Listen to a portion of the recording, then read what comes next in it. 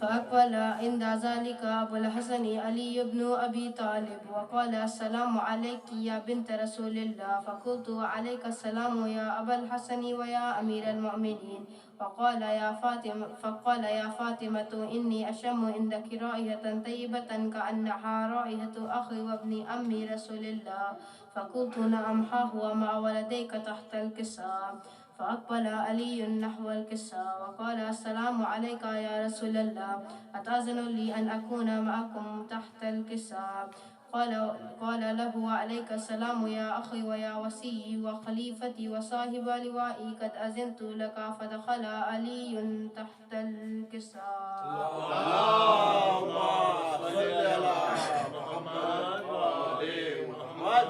ثم أتيته نحو الكساء وقلت السلام عليك يا أبتاه يا رسول الله، أتأذن لي أن أكون معكم تحت الكساء؟ قال وعليك السلام يا بنتي ويا بزأتي، قد أذنت لك. فدخلت تحت الكساء. اللهم صل على محمد وآل محمد. فلما اكتملنا جميعا تحت الكساء أخذ أبي رسول الله بطرف الكساء وأومأ بيده اليمنى إلى السماء وقال اللهم إن هؤلاء أهل بيتي وخاصتي وحامتي، لحمهم لحمي ودمهم دمي، يعلمني ما يعلمهم ويحزنني ما يحزنهم. أنا حرب لمن حاربهم وسلم لمن سالمهم وعدو لمن آذاهم ومحب لمن أحبهم. إنهم مني وأنا منهم.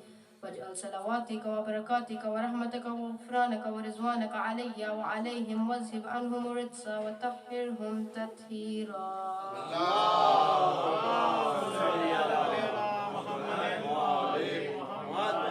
فقال الله عز وجل يا ملائكتي ويا سكان السماوات، إني ما خلقت سماء مبنية ولا أرضا مدهية ولا قمرا منيرا ولا شمسا مضيئة ولا فلكا يدور ولا بحرا يجري ولا فلكا يسري إلا في محبة هؤلاء الخمسة الذين هم تحت الكساء. فقال الأمين جبرائيل يا ربي ومن تحت الكساء؟ فقال عز وجل هم أهل بيت النبوة ومعدن الرسالة، هم فاطمة وأبوها وبعلها وبنوها.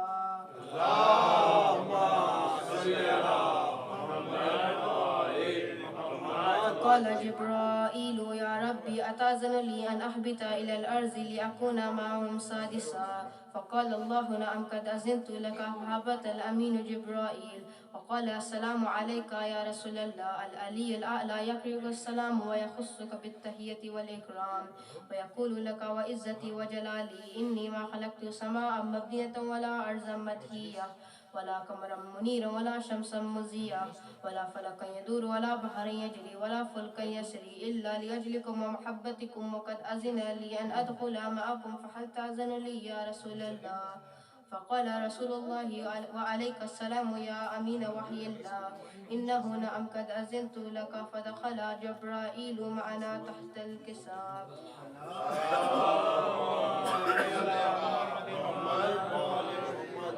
فقال لأبي إن الله قد أوحى إليكم يقول إنما يريد الله ليذهب عنكم الرجس أهل البيت ويطهركم تطهيرا. اللهم صل على محمد وآل محمد. فقال علي لأبي يا رسول الله أخبرني ما لجلوسنا هذا تحت الكساء من الفضل عند الله. فقال النبي صلى الله عليه وآله والذي بعثني بالحق نبيا واصطفاني برسالة نجيا، ما ذكر خبرنا هذا في محفل من محافل أهل الأرض وفيه جمع من شيعتنا ومحبينا إلا ونزلت عليهم الرحمة وحفت بهم الملائكة واستغفرت لهم إلى أن يتفرقوا. فقال علي عليه السلام إذا والله فزنا وفاز شيعتنا ورب الكعبة. اللهم صل على محمد وآل محمد. فقال أبي رسول الله صلى الله عليه وآله يا علي والذي بعثني بالحق نبيا واصطفاني برسالة نجيا، ما ذكر خبرنا هذا في محفل من محافل أهل الأرض وفيه جمع من شيعتنا ومحبينا وفيهم مهموم إلا وفرج الله حما ولا مغموم إلا وكشف الله غما ولا طالب حاجة إلا وكزى الله حاجة. فقال علي عليه السلام إذا والله فزنا وسعدنا وكذلك شيئتنا فازوا وسعدوا في الدنيا والآخرة ورب الكعبة. اللهم صل على محمد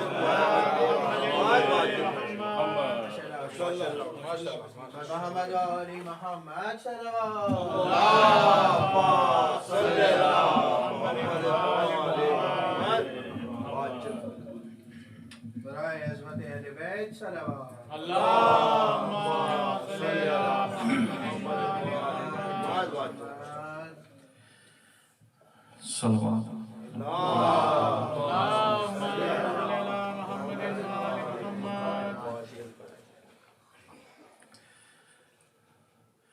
ایک چھوٹی سی لحد دیکھو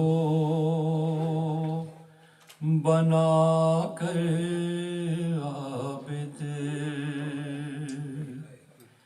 ایک چھوٹی سی لحد دیکھو بنا کر عابد،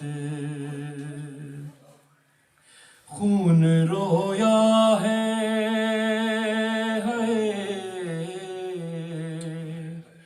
خون رویا ہے سکینہ کو سلا کر عابد، ایک چھوٹی سی لحد دیکھو بنا کر عابد، کیسے بابا نے اٹھایا تھا بدن اصغر کا،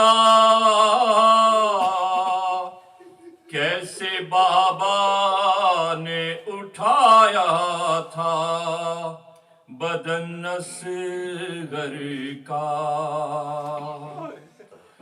اٹھ نہ پایا ہے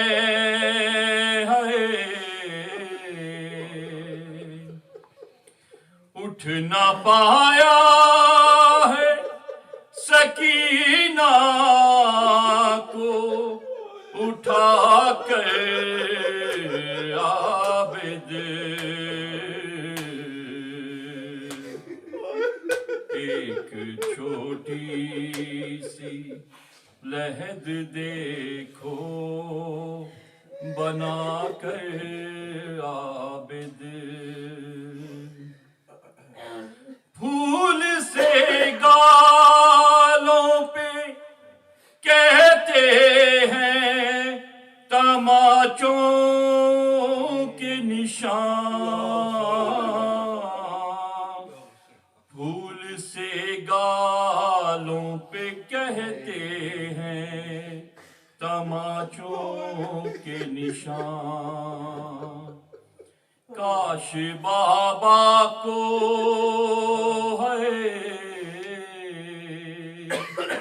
کاش بابا کو دکھاتی میں بٹھا کر عابد، ایک چھوٹی سی لحد دیکھو بنا کر عابد، اے مسلمانوں تمہیں اب نہ ستائے گی صدا، اے مسلمانوں تمہیں اب نہ ستائے گی صدا، بولے تربت پہ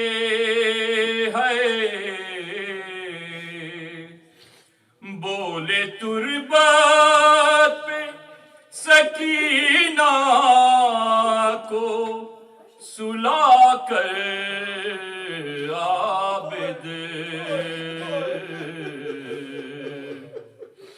एक छोटी सी लहद देखो बना कर आबिद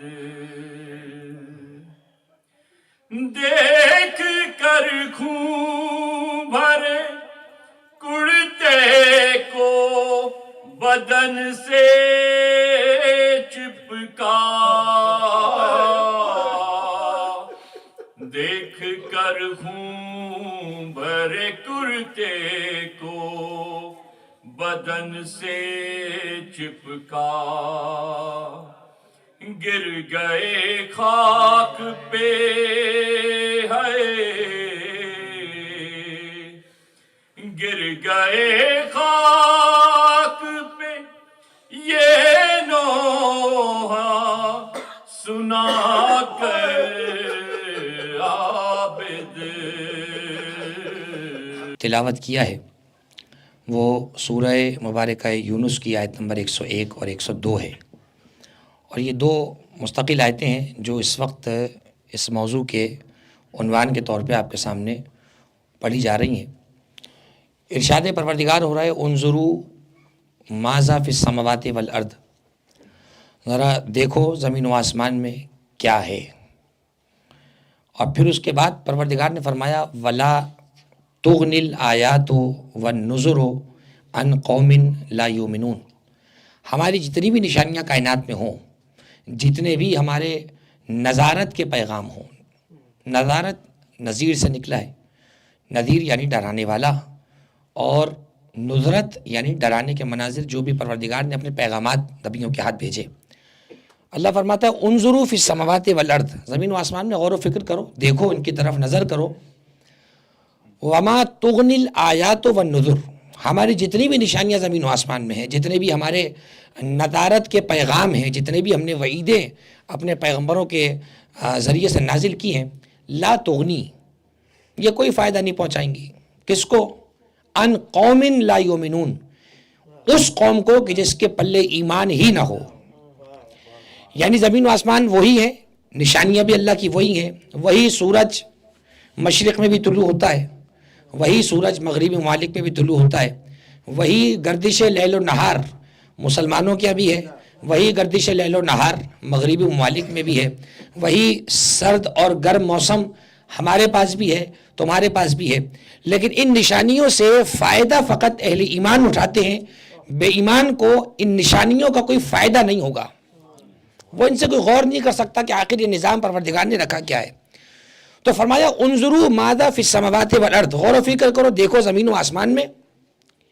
वमा तुगनिल आयात वन नुज़ुर अन कौमिन ला युमिनून, हमारी आयात, हमारी निशानियाँ जो भी हमने कायनात में बनाया है और जितने भी हमने अपने नज़ारत के पैगाम नाजिल किए हैं, ये बेईमानों को फ़ायदा नहीं देंगे। उसके बाद अगली आयत फ़हल यंतज़िरूना इल्ला मिसला अय्यामिल लज़ीना खलौ मिन क़ब्लिहिम, क्या ये लोग जो इस ज़माने में जी रहे हैं, क्या ये इंतज़ार कर रहे हैं कि हम इनको को वो निशानियां दिखाएं जो हम इनसे पहली कौमों पे गुजार चुके हैं।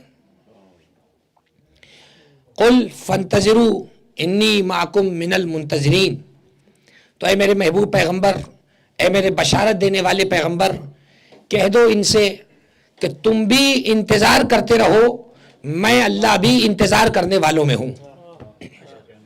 यह है सूरह मुबारक यूनुस की दो तरतीब से आयतें जिनका निशान 101 और 102 है। देखिए जहाँ गुफ्तगू कल से पैवस्ता मजलिस जहाँ पे हमने गुफ्तगू छोड़ी थी वहीं से बात मुसलसल हो रही है। पूरी कायनात में हर चीज़ अल्लाह की ज़ात पर दलील है। आप बहते हुए समंदरों को देखें और उनकी गहराइयों को महसूस करें, उनके किनारों को दूर तक देखने की कोशिश करें और आप गौर करें कि इन समंदरों का खालिक कौन है। एक दुआ है, अभी नाम भी याद आ जाएगा, उसका पहला फ़िक्रा दुआए ज़ियारत आले यासीन, उसका पहला जुमला जब आप पढ़ेंगे अल्लाहुम्मा रब्बल बहरिल मसजूर, ए वो अल्लाह जो ठाटे मारते हुए समंदर का रब है।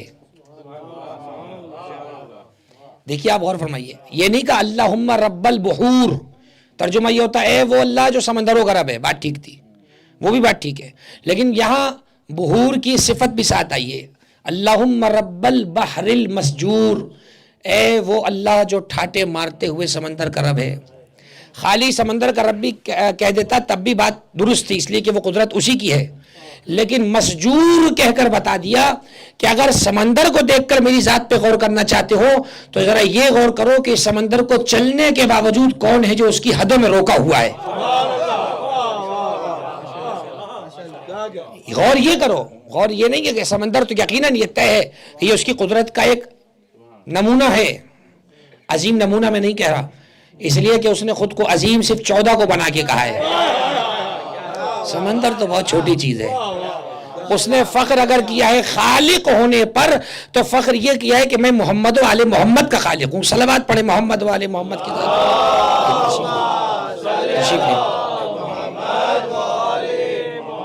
اس سے بہتر صلوات پڑھیں حضرت کی ظہور کے تاجیل کے لیے بابا صلی اللہ علیہ وسلم۔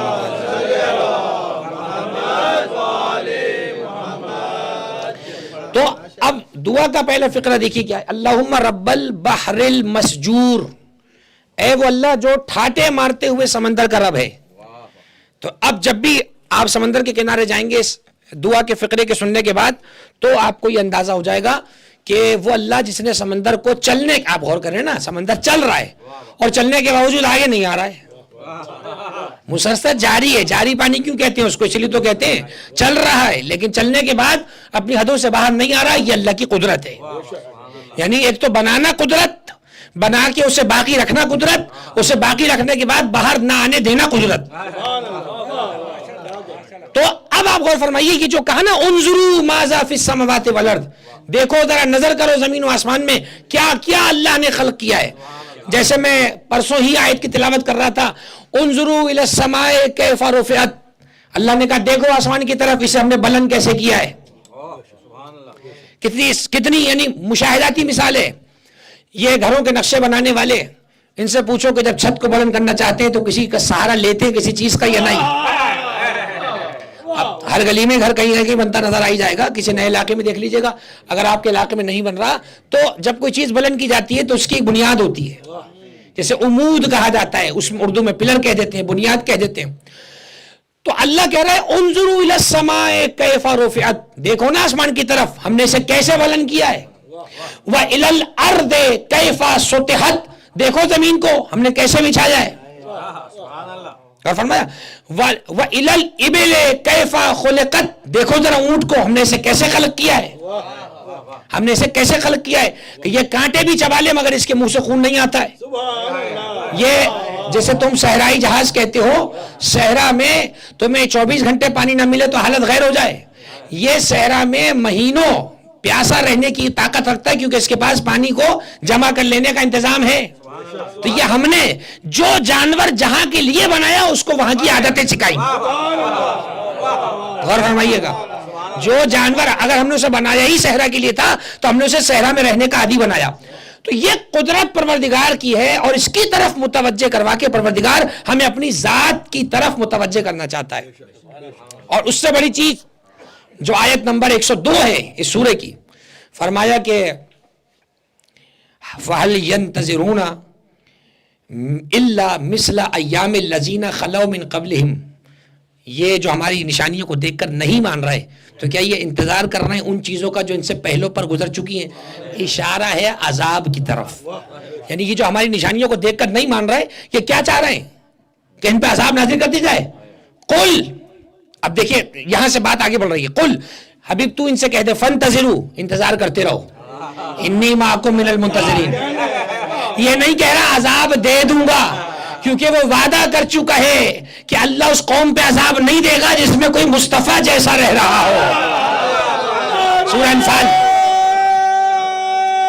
توجہ فرمائیے گا، اور جیتے رہو، ماشاءاللہ ماشاءاللہ ماشاءاللہ یا برائے عظمت خاتم النبیین محمد مصطفیٰ ماشاءاللہ صلی اللہ علیہ وسلم، اللہم صلی علی محمد وعلی محمد۔ غور فرمائیے، اب ذرا اس آیت کا لطف لیجیے اور بات مسلسل ہو گئی صاحب الزمان سے، ہماری گفتگو مسلسل ہو گئی صاحب الزمان سے. فَهَلْ يَنْتَظِرُونَ إِلَّا مِثْلَ أَيَّامِ الَّذِينَ خَلَوْا مِنْ قَبْلِهِمْ، یہ انتظار کر رہے ہیں کہ ہم ان کے انکار کے بعد ان پہ آیتیں نازل عذاب نازل کرتے ہیں اپنی طرف سے، جیسے پچھلی امتوں پہ نازل کیا ان سے پہلے گزشتگان پر. قل، ان سے کہہ دو، فَانْتَظِرُوا، حقدار ہیں عذاب کے لیکن کہہ دو انتظار کرتے رہو، کہہ دو ان سے انتظار کرتے رہو. انی معکم من المنتظرین، میں بھی انتظار کرنے والوں میں ہوں. تو اب زمانہ کسی منتظر کے وجود کو مانے نہ مانے، اللہ منتظر تو ہے، اللہ تو منتظر ہے، وہ انتظار کر رہا ہے. جیتے رہو بیٹا، ماشاءاللہ ماشاءاللہ ماشاءاللہ ماشاءاللہ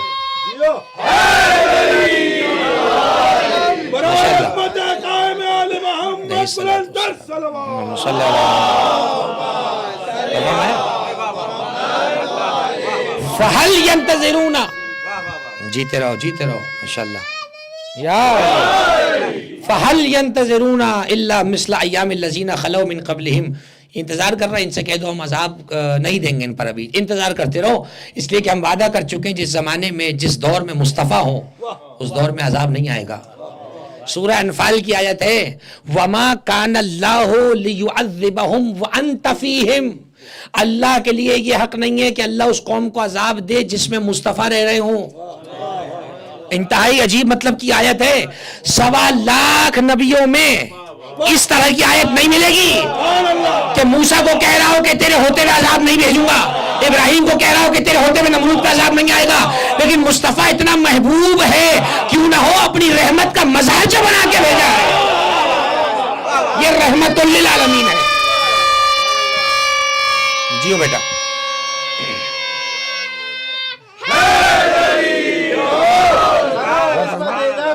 ماشاءاللہ محمد مصطفیٰ صلی اللہ علیہ وسلم. صلوات اللہ صلی علی محمد محمد عجل برزم.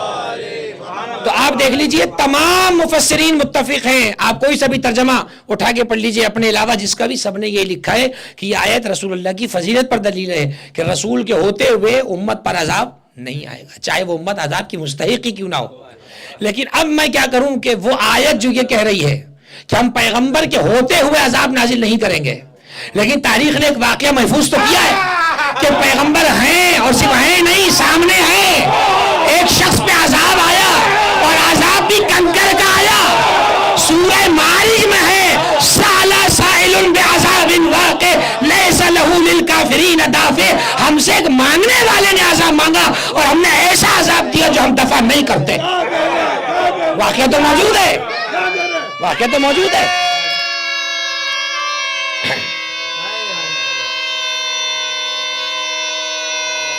ماشاءاللہ جیتے رہو بیٹا. غور فرمایا، واقعہ ذہن میں آ گیا، ظاہر ہے کہ پڑھنے کی ضرورت نہیں ہے. وہ واقعہ اس زمانے کا ہے کہ جب بھائی نے بھائی کو مولا بنایا ہے، ہادی نے ہادی کو مولا بنایا ہے، مولا نے مولا کو مولا بنایا تھا. حاجیوں کا مجمع تھا، نمازیوں کا مجمع تھا. جیسے ہی اس نے یہ شک کر کے کہا کہ اگر یہ تم نے اپنی طرف سے کہا ہے تو غدیر میں شک آج نہیں ہو رہا، اسی دن سے ہو رہا ہے، اسی دن سے شک ہو رہا ہے. یہ شک ہی تو ہے. ماشاءاللہ یا علی، ماشاءاللہ.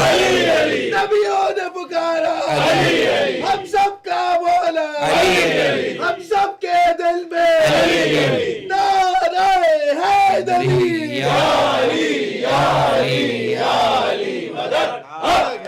تو ماشاءاللہ جزاکم اللہ جزاکم اللہ.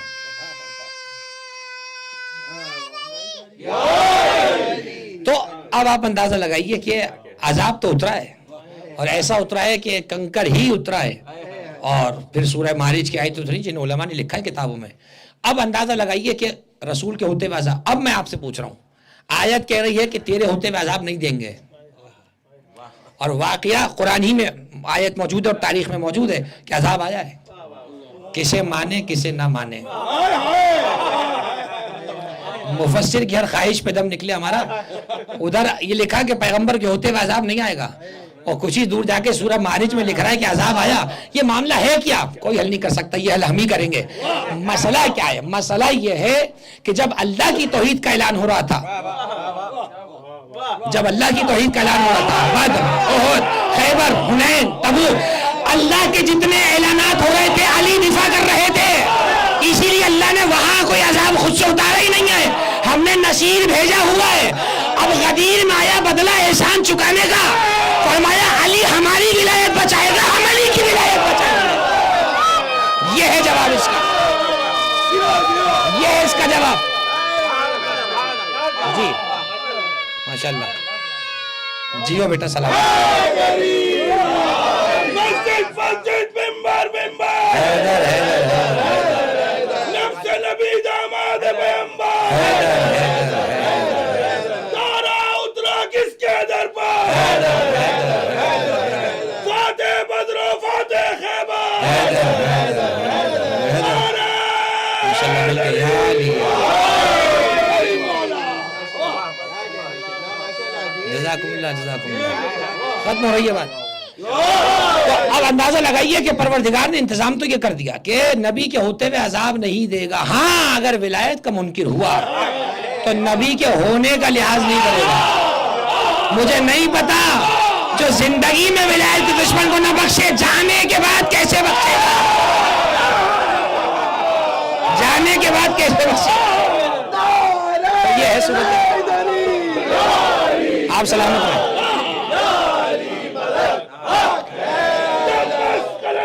धीरे धीरे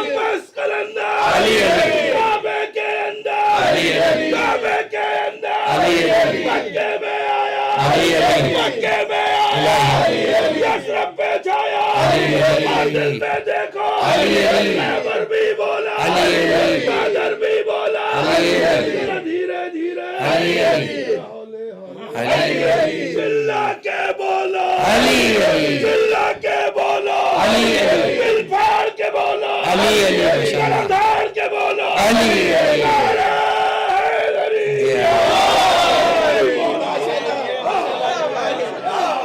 खुदा और जोरे कलेजा फरमाए। तो अब देखिए कि परवरदिगार आलम ने इंतजाम तो कर दिया। अल्लाह ने कहा कि देखो बात यह है कि जब हमारी तौहीद का ऐलान होता रहा तो बचाने वाला ये था, अब हम बचाएंगे अली की विलायत को। तो गुजारिश ये है कि अली के खिलाफ जबान जरा सोच के खोलिएगा। विलायत के मुहाफिज हम नहीं है, अल्लाह है। और अजीब अजीब बताऊं वाकया क्या है। देखिए, जब अल्लाह के घर पर हमला हुआ था तो आग भी भेज सकता था, जमीन उलट सकता था, कहने लगा नहीं, कंकर से मरवाऊंगा। अलम तरा कैफ फअल रब्बुका बिअस्हाबिल फील अलम यजल कैदहुम फी तज़लील व अरसला अलैहिम तैरन अबाबील तरमीहिम बिहिजारतिन मिन सिज्जील। जो अजाब काबे के लिए था वही अजाब मुनकिरे मौलूदे काबा के लिए था। जो काबे के दुश्मन का अजाब है वही कंकर है, कम है। जीते रहो बेटा, जीते रहो। मुशरिकीन साहिब जुल्फ़िकार फातिह खैबर व खंदक बद्र व हुनैन शेर मर्दा कुव्वत परवरदिगार असदुल्लाह यदुल्लाह ऐनुल्लाह लिसानुल्लाह खलीफतुल्लाह नूरुल्लाह वलियुल्लाह कंजुल्लाह असदुल्लाह तालिब मंसरुल्लाह जाहिद अली इब्न अबी तालिब बुलंद सलवात। जीते रहे।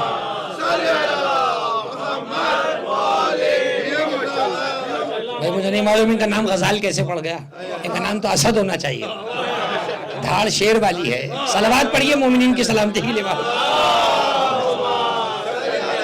तो अब आप देखिए कि परवरदिगार ने कैसे निज़ाम बनाए। तो विलायत अली का जो दुश्मन है जो भी है तो उसमें हमारा उससे कोई वास्ता नहीं। अल्लाह जाने, अल्लाह हमने बनाया होता तो हम लड़ते भिड़ते। तुम जानो तुम्हारा काम जाने। बचते रहो, कब कहाँ किस पे कंकर गिर जाए, कंकर से ही काम तमाम होना है। तो बहरहाल बात आगे बढ़ रही है। परवरदिगार ने यह तय किया कि ان پہ عذاب تو نہیں آئے گا کیونکہ آپ موجود ہیں. اچھا یہ تو بات ہو گئی پیغمبر کے زمانے کی. میں ابھی پوچھ رہا ہوں کون سا جرم ایسا ہے اخلاقی اور مذہبی اور شرعی اور معاشرتی جو اس وقت مسلم معاشروں میں نہیں ہو رہا؟ کون سا جرم ایسا ہے؟ میں دیگر لوگوں کی بات نہیں کر رہا, میں تو اسلام کے ٹھیکیداروں کی بات کر رہا ہوں, ان کی بات نہیں کر رہا جنہوں نے اسلام کا نام نہیں لیا ہے. میں تو اسلام کے ٹھیکیداروں کی بات کر رہا ہوں. کون سا جرم ہے وہاں نہیں ہو رہا, اور کون سا گناہ ایسا ہے کہ جس پہ وہ عذاب کے مستحق نہیں ہے؟ عذاب نہیں آ رہا ہے, عذاب نہیں آ رہا ہے. اس سے بڑھ کر جملہ کیا کہوں کہ اللہ سے جنگ کا اعلان کرے بیٹھے ہیں, اس کے ولی سے دشمنی رکھتے ہیں, مومنوں سے بغض رکھتے ہیں, عذاب نہیں آ رہا ہے. تو ابھی میں کہہ کے گزرا, اللہ کہہ رہا تھا کہ جب تک محمد رہیں گے عذاب نہیں آئے گا. تو آپ تو بچن کے جواب دے کر پھنسے گا یہاں وہ جو عقیدہ رکھتا ہے کہ محمد ہیں نہیں تھے. اس سے پوچھنا پڑے گا بتا آج اگر عذاب نہیں آ رہا تو کون ہے کائنات میں محمد جیسا جس نے عذابوں کو روکا ہوا ہے؟ وہ وجود مقدس کون ہے؟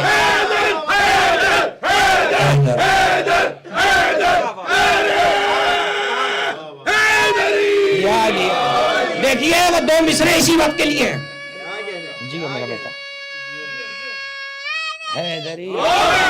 دیکھیے وہ دو مصرے اسی موقع کے لیے کہ ہٹ جائے گھر امام زمان درمیان سے, لاکھوں بلائیں ٹوٹ پڑے آسمان سے.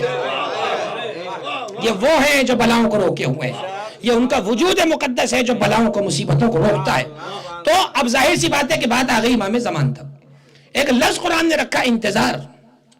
اب انتظار کا مزہ وہ کیا جانے جس نے کبھی انتظار نہ کیا ہو. پیغمبر کی حدیث ہے کہ افضل العبادت فی امتی انتظار الفرج. میری امت میں افضل ترین عبادت جو ہے وہ کشائش آل محمد کا انتظار کرنا ہے, ان کے آنے کا انتظار کرنا ہے. افضل العبادت کہا ہے پیغمبر نے, یعنی نماز, روزہ, حج, زکات, جملہ عبادات کی فہرست ایک طرف, کسی منتظر کا انتظار کرنا ایک طرف. یہ انتظار بڑی عجیب کیفیت کا نام ہے. جو کرتا ہے اسی کو اس کی شیرینی کا علم ہوتا ہے, جو کرتا ہے وہی جانتا ہے انتظار کی مٹھاس کیا ہے. انتظار, توجہ فرمائیے گا, انتظار مایوسی کی طرف دلالت نہیں کرتا, انتظار مستقبل کے کسی منصوبے کی طرف اشارہ کرتا ہے. انتظار صبر کی دلیل ہے, انتظار یقین کی دلیل ہے, انتظار کسی ذات غیب پر یقین کا نام ہے. انتظار میں فقط بات ہو رہی ہے. انتظار ایک ایسی کیفیت ہے, دیکھیے انتظار صرف میں اور آپ نہیں کر رہے. ابھی زمین نہیں بنی ہے, انسان نہیں بنے, اجنہ کو خلق نہیں کیا. اللہ نے جب آدم کو خلق کرنے کا ارادہ کیا اور کہا انی جاعل فی الارض خلیفہ, میں زمین پہ خلیفہ بنانے والا ہوں, اور جیسے ہی آدم کا پتلا تیار کیا تو اب ظاہر سی بات ہے کہ آدم کا پتلا تیار کرتے ہی فوراً روح نہیں ڈل گئی. قرآن مجید میں آیت موجود ہے, فرمایا کہ وَإِذَا سَوَّيْتُهُ وَنَفَخْتُ فِيهِ مِن رُوحِي فَقَعُوا لَهُ سَاجِدِينَ. فرمایا جب میں اسے بنا کر تیار کر دوں, اس کو سنوار لوں, بس فوراً اس کے سامنے سجدے میں گر جانا. فَقَعُوا جو کہا اس سے مراد یہ تھی کہ فوراً کرنا, تاخیر نہ ہو. ملائکہ کو یہ حکم تھا کہ فوراً سجدہ کرے. اب ذرا غور فرمائیے انتظار کی تاریخ کتنی پرانی ہے. جیسے ہی آدم علیہ السلام کا پتلا بنا, ابھی روح پھونکی جانی ہے, ابھی تیار ہونا ہے, اس میں محمد والے محمد کا نور رکھا جانا ہے. ابھی جیسے ہی آدم کا پتلا تیار ہوا تو ملائکہ وہاں سے گزرے, جملہ قدر کیجئے گا, ملائکہ وہاں سے گزرتے اور دیکھ کر کہتے تھے کہ کب اللہ اس میں روح پھونکے اور کب ہم اس کو سجدہ کر کے اللہ کے قریب ہو جائیں. یعنی کیا کر رہے تھے ملائکہ؟ انتظار کر رہے تھے اس وقت کا. بھائی یہ ہے ملائکہ. ادھر سے گزرا ابلیس اور کہنے لگا اچھا اسے بنا رہا ہے زمین پہ اپنا خلیفہ اور نائب, یہ جو ابھی ابھی میرے سامنے بنا ہے اور میں کب سے عبادتیں کر رہا ہوں اور میں اتنا پرانا ہوں, اس کو بنا رہا ہے. تو کہا کہ دیکھتا ہوں کب اس میں روح پھونکی جاتی ہے اور میں بھی اس کا انکار کر کے بتا دوں گا کہ میں کون ہوں. تو ذرا باریک نقطہ غور فرمائیے, ادھر ہے ملائکہ, ادھر ہے ابلیس ملعون. ایک کام مشترک دونوں کر رہے ہیں, انتظار فرشتے بھی کر رہے ہیں, انتظار تو ابلیس بھی کر رہا ہے. یہ کوئی نہ کہے کہ ہم انتظار نہیں کر رہے, انتظار سب کر رہے ہیں, بس کسی کا فرشتوں جیسا ہے, کسی کا شیطان جیسا ہے. انتظار تو ہو رہا ہے, انتظار تو ہو رہا ہے, انتظار ہو رہا ہے. انتظار کروایا کروایا جا رہا ہے, انتظار کروایا جا رہا ہے. اگر یہ آیت محفوظ کر لی تو اب ایک اور آیت پیش کر رہا ہوں. قل, ان سے کہہ دو. کتنی آیات ہیں قرآن مجید میں جو لفظ قل سے شروع ہیں؟ وہ 4 قل تو بہت ہی مشہور ہے, وہ چاروں سورہ قل سے شروع ہیں. کئی آیات قرآن میں اس کے علاوہ ہیں جو قل سے شروع ہو رہی ہیں. کہہ دو. اب اس میں بھی ایک راز ہے کہ کہیں تو پورا قرآن خود ہی کہہ دیتا ہے, کچھ باتیں پیغمبر کو درمیان میں رکھ کے کہلواتا ہے تاکہ پیغمبر کی شان برقرار رہ جائے. اور فرمایا آپ نے کتنی آیات ہیں جب یہ کہنے کا موقع آیا کہہ دو کہ تم جیسا بشر ہو, تو خود پیغمبر نے اپنی زبانی نہیں کہلوایا, اللہ سے کہہ لو قل انما انا بشر مثلکم. حبیب تم ان سے کہہ دو کہ تم انہی جیسے ہو. اب اس ترکیب کو بھی کوئی نہ سمجھے تو اللہ اسے سمجھے. اگر قل نہ ہوتا تو لوگ کہتے دیکھو مصطفیٰ نے خود ہی کہا ہے. اللہ کہلوا رہا, ان سے کہہ دو, ان سے کہہ دو کہ تم ان جیسے ہی بشر ہو. جب آیا موقع کہ اپنی رسالت کا اجر مانگا جائے تو کیسے اپنے نبی سے کہے کہ میں کچھ مانگ رہا ہوں جو آج ہی قاسم بن کر ہو. تو کہ پیغمبر تو ہچکچاتا کیوں ہے؟ قل لا اسألکم علیہ اجرا. ان سے تو کہہ دے کہ میں نہیں مانگ رہا, میرا اللہ منگوا رہا. یہ لفظ قل کا فلسفہ ہے کہ کتنے مقامات پر قل کہلوا رہا ہے. اب یہ آیت جو پڑھ رہا ہوں قل انما الغیب للہ, کہہ دو ان سے کہ پس غیبت اللہ کے لیے ہے. انما کا اب ظاہر ہے کہ صاحبان تطہیر کا ماننے والا مجمع ہے, انما کی تشریح میں جانے کی ضرورت نہیں ہے. لفظ انما ہے قل انما الغیب للہ. ان سے کہہ دو غیبت تو صرف اللہ کے لیے ہے. مجھے نہیں پتا اگلا جملہ آپ کے ذہن میں کیا چل رہا ہے, میں تو آیت کا ترجمہ کر رہا ہوں. کہہ دو غیبت صرف اللہ کے لیے ہے. یا اللہ غائب رہے یا اللہ کی حجت غائب رہے, دوسرا کوئی نہیں ہے. غیبت صرف اللہ کے لیے ہے.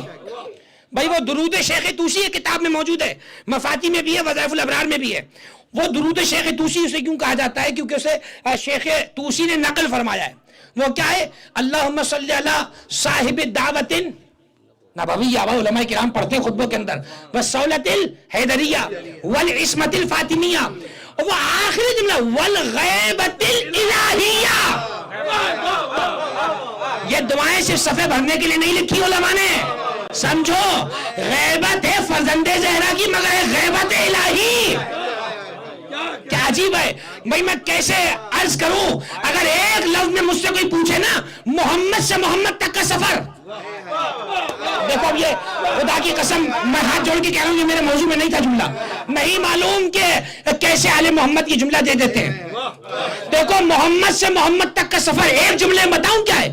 پہلے محمد کو پلوایا ابو طالب سے, پالا کہ نہیں پالا؟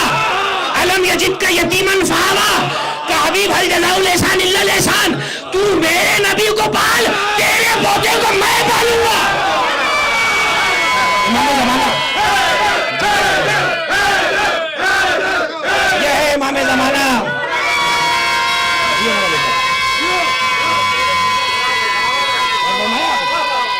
یہ ہے درود شیخ طوسی.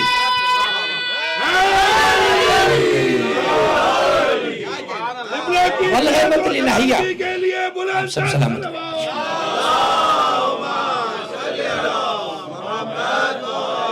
تو امام زمانہ کی غیبت سمجھ میں آ رہی ہے.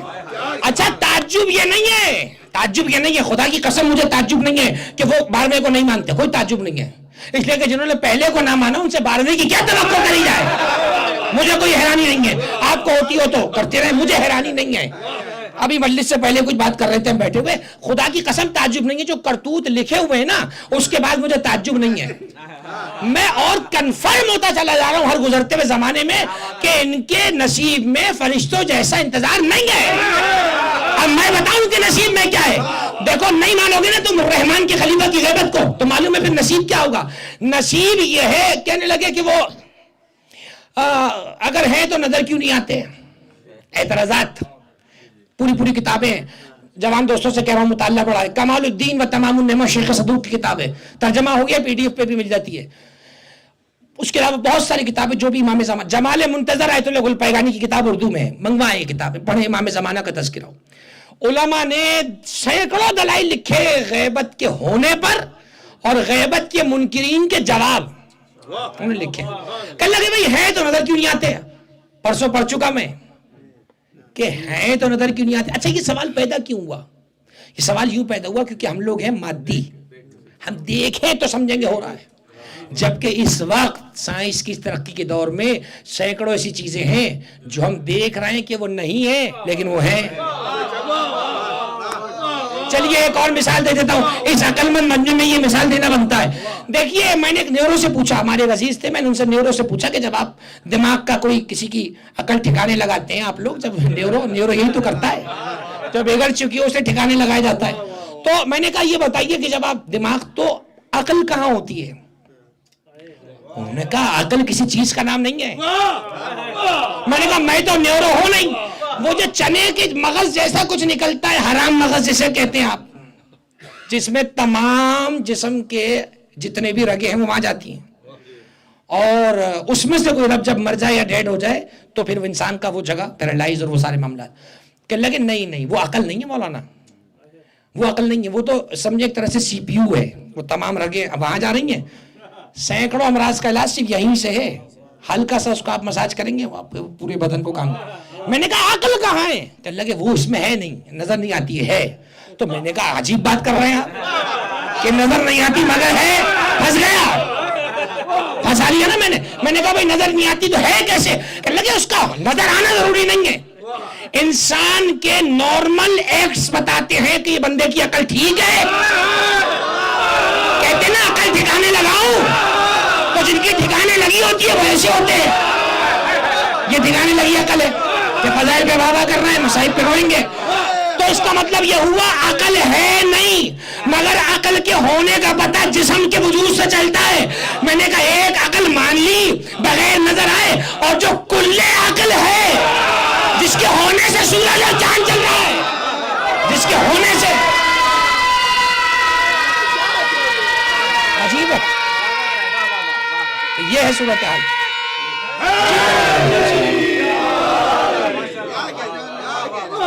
یہ ہے حقیقت امر. کیسے میں پتہ نہیں نمونہ بھی کہنا چاہیے کہ نہیں کہنا چاہیے. نمونہ لفظ اچھا ہے لیکن کیا کروں، اس کے علاوہ کوئی اجازت نہیں دیتا ممبر کو لفظ کہوں. کیسے لوگ ملے. میں نے شب براءت 14 شعبان، شب ولادت حضرت حجت صلوات اللہ وسلام علیہ، خدا آپ کو بھی سلامت رکھے. میں نے جب عریضہ ڈالنے ہم جاتے ہیں، بڑے اہتمام سے جاتے ہیں، بڑے اہتمام سے. میں نے ایسے لوگوں کو عریضہ ڈالتے دیکھا ہے جنہیں پتہ بھی نہیں کیا ہے، بس وہ عریضے وہاں بٹ رہے ہوتے ہیں، اس میں اتنی خواہش ہے کہ صفحہ چھوٹا پڑ جائے. میں نے کہا بھائی یہ 1 سال کی ہیں کہ ساری زندگی کی لکھ دی ہیں. وہ لکھ رہے ہیں، لوگ ڈال رہے ہیں وہاں پر عریضہ. اب عریضہ یعنی عرضی، پیشکش، عرض کرنا، وہی لفظ ہے. میں نے کہا کبھی اس پہ لکھے ہوئے جملے پڑھیں، یا حسین ابن روح اشہد انک حی مرزوق عند اللہ بلغ انی السلام الی سیدی و مولائی صاحب الامر والزمان. کیا باتیں کر رہے ہیں آپ؟ حسین ابن روح میں جانتا ہوں تم اللہ کے پاس زندہ ہو، رزق بھی پا رہے ہو، ہمارے مولا کو ہمارا سلام پہنچا دینا. اور وقل کے بعد نیچے پھر بلینک جگہ کہ اس میں مولا سے کہہ دینا یہ خدا کی قسم. یہ بالکل ویسا ہی ہے جیسے حاکم کو سب معلوم ہوتے ہوئے عرضی پہنچانا. یا پتہ نہیں مثال بھی دینا میرا ٹھیک ہے کہ نہیں، قیاس کر رہا ہوں میں قیاس نہیں حضرت حجت سے کسی کا، لیکن سمجھانے کے لیے کہہ رہا ہوں. ایک چیز پتہ ہے لیکن ایک فارمیلٹی ہوتی ہے، لکھ کر آپ دیں. بھائی تمہیں پتہ ہے یہ چیز لکھ دو، کل لکھ کر دیں. اچھا لکھنے کے 2 فائدے، تمہاری عقیدت کا علم ہوتا ہے، ریکارڈ مینٹین ہوتا ہے، کب کس نے کہاں کیا مانگا. اب اس سے بڑا جملہ میرے پاس عریضے کے لیے نہیں ہے، جو خطیب اکبر حضرت علامہ مرزا محمد اطہر علی اللہ مقامہ پڑھا کرتے تھے. پہلا جملہ پڑھوں آپ سب کے ذہن میں آ جائے گا اور ان کی روح کو یہ سال ثواب ہو جائے گا. علامہ مرزا اطہر علی اللہ مقامہ خطیب اکبر فرمایا کرتے تھے کہ جب ہم عریضہ لکھتے ہیں تو ہم سے طنز کر کے پوچھتے ہیں کہ عریضے کب سے لکھ رہے ہو، کوئی جواب آیا؟ دیکھیے کتنا عوامی سطح پر آ کر بات کی ہے. عالم خطیب نیچے آ کے بات کی، کہا کہ بتاؤ اتنے عرصے سے لکھ رہے ہو عریضہ. بھائی حقیقت ہے، آپ نے لیٹر لکھیں جواب نہ آئے، جھگڑتے کہ نہیں جھگڑتے، ہم نے تمہیں میل کی تھی کوئی جواب نہ دیا، تو کب سے امام زمانوں کو عریضے لکھ رہے ہیں، کوئی جواب تو تمہیں آیا نہیں. وہ ہوتے تو بھیجتے. دوسرے کیمپ کے اعتراضات، وہ ہوتے تو بھیجتے. اچھا پہلے خود ہی سوال کرتے خود ہی جواب دے دیتے پھر کہ وہ ہوتے تو بھیجتے. تو خطیب اکبر نے یہ کہا کہ خط کا جواب آنا ضروری نہیں ہوتا ہے. بعض اوقات آپ نے خط میں کوئی کام لکھا, اگر آپ کا جملہ پہنچ جائے, خطیب اکبر کا جملہ اپنے نام سے نہیں پڑھ رہا, کہنے لگے کہ بعض اوقات خط کا جواب کیا ہوتا ہے, آپ نے لکھا کہ مولا روزی چھوٹ گئی ہے, رزق حلال چھوٹ گیا ہے, مولا نے کہیں سے تمہیں فون کروا دیا, اس کا رزق آ گیا.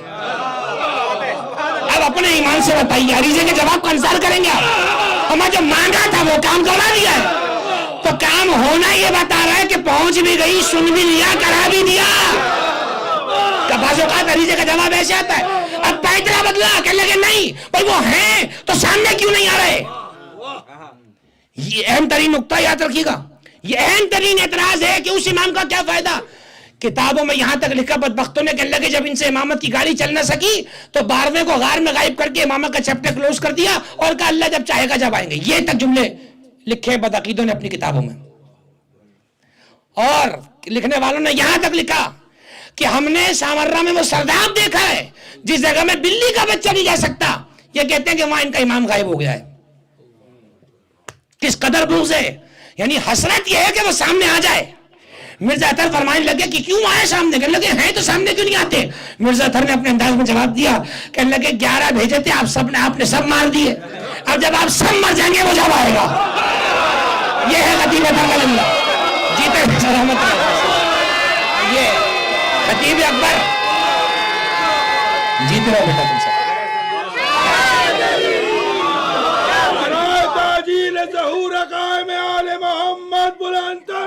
ماشاء اللہ ماشاء اللہ, عجل فرجہم. غور فرمایا, کہ اللہ کی عریضہ ہے تو جواب کیوں, یا علی عریضہ ہے تو جواب کیوں نہیں آ رہا. ان کا جواب کیوں, کام ہو گیا ہے.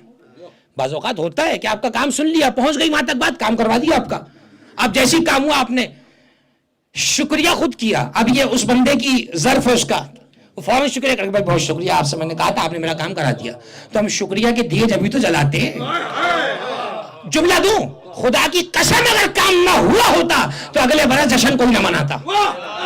اگلے برس اسی خوشی کے ساتھ پہنچتے ہیں جن سے مانگا تھا انہوں نے کرا دیا ہے. تو ہمارے تو کام ہو جاتے ہیں. اب پتہ نہیں تمہارے کام پھنس کیوں جاتے ہیں, ہمارے تو ہو جاتے ہیں. ہم تو ان کا نام لیتے ہیں, کام ہو جاتا ہے. تو انتظار کی کیفیت پہ غور کریں. انتظار بڑی چیز کا نام ہے.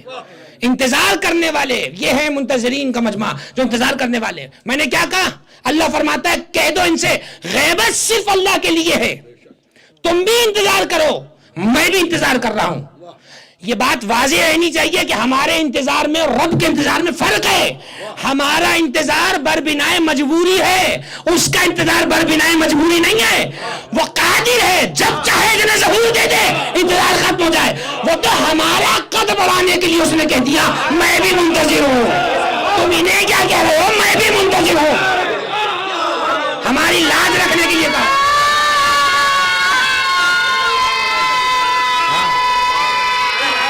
سلامت رہیے.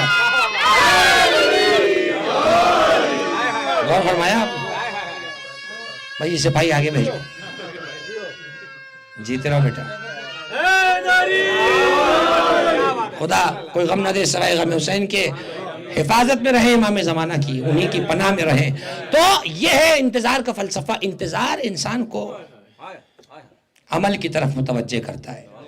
صبح اٹھے, صبح اٹھتے ہی فون رنگ ہوا, کسی آنے والے نے, عزیز جس کا انتظار کب سے کر رہے تھے کہ خود آئے, خود بلائے. اس نے کہا کہ میں آج شام کو تمہارے گھر آ رہا ہوں. اچھا, وہ آنے والا محبوب ہونا چاہیے. اگر عادی کوئی شخص ہوا, آتا رہتا ہے تو آتے رہتے ہیں, اور رات میں آنا ابھی ہم فلاں جگہ ہیں, نہیں بھی ہو تو کہہ دیا اس لیے کہ چاہ ہی نہیں رہا کہ وہ آئے. لیکن ایسے کسی چاہنے والے نے فون کیا کہ جس کے لیے یہ چشمے برا ہے, متمنی ہے کہ یہ میرے گھر آ جائے, اس کا فون آ گیا. پہلی تو خوشی کا عالم یہ ہے کہ آج مجھ سے خود رابطہ کر لیا, اور اب کہہ رہا ہے کہ میں آنا چاہ رہا ہوں. بلان, دیکھو زمین آسمان کا فرق ہے. وہ کہے ملنے آ جاؤ, یہ دیگر ہے. وہ کہے میں خود آ رہا ہوں, یہ دیگر ہے. ایک مرتبہ کہے کہ شام میں آ رہا ہوں, ایک مرتبہ کہے ابھی آ رہا ہوں. دیکھو جیسے جیسے زمانہ قریب ہوتا جائے گا انتظار کا ڈیوریشن جیسے جیسے کم ہوتا جائے محبوب کا, کیا کرتے ہیں مجھے قسم کھا کے بتائیں, انتظامات بڑھاتے ہیں کہ کم کرتے ہیں؟ جیسے ہی وہ کہے کہ میں آ گیا, میں باہر ہوں, پہلا جملہ فون رکھتے گھر والوں کو, گھر والی کو کہتے ہیں میرا فلاں عزیز آ گیا ہے, اس کے لیے جگہ ہموار کر دی جائے, اس کے لیے ساز و سامان مہیا کیا جائے, مہمان خانے کو آمادہ کر دیا جائے, میرا آنے والا آ گیا ہے. پوری کوشش یہ ہوتی ہے کہ آنے والے کے مقام کے مطابق انتظامات ہوں. اسے جو کھانے میں پسند ہو وہ پیش ہو, اسے جو پینے میں پسند ہو وہ پیش ہو, اسے جو ماحول پسند ہے وہ ماحول ہو, اسے جو نشست پسند ہے وہ نشست ہو. پہلے پتہ کرو امام زمانہ کی پسند کیا کیا ہے. انہیں فرش عزا پسند ہے, انہیں تبرک حسین پسند ہے, انہیں ماحول عزا و بلا پسند ہے, انہیں حلال جگہ پسند ہے, رزق حلال پسند ہے. تیاریاں کرو, جیتے رہو میرا بیٹا.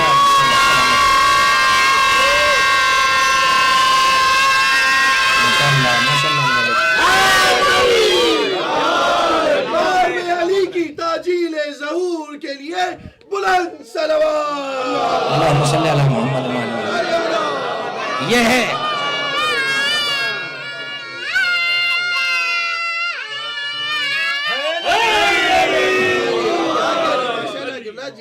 انتظار کرو, انتظار. فلسفہ انتظار کیا ہے؟ پوری کتابیں علماء لکھ چکے ہیں اس موضوع پر. مطالعے کی ضرورت ہے, قریب ہونے کی ضرورت ہے. فلسفہ انتظار کیوں ہے, کیوں انتظار کرایا گیا؟ 3 آیتیں سنیے, قرآن کی بات آگے بڑھ رہی ہے. کیوں آزمایا جا رہا ہے ہمیں غیبت کے دور میں؟ کیوں نہیں بھیجا جا رہا ہمارے صاحب کو, جو صاحب زمان ہے, کیوں نہیں بھیجا جا رہا اس کو کہ جس کے آنے سے مشکلات نے حتماً ختم ہو جانا ہے؟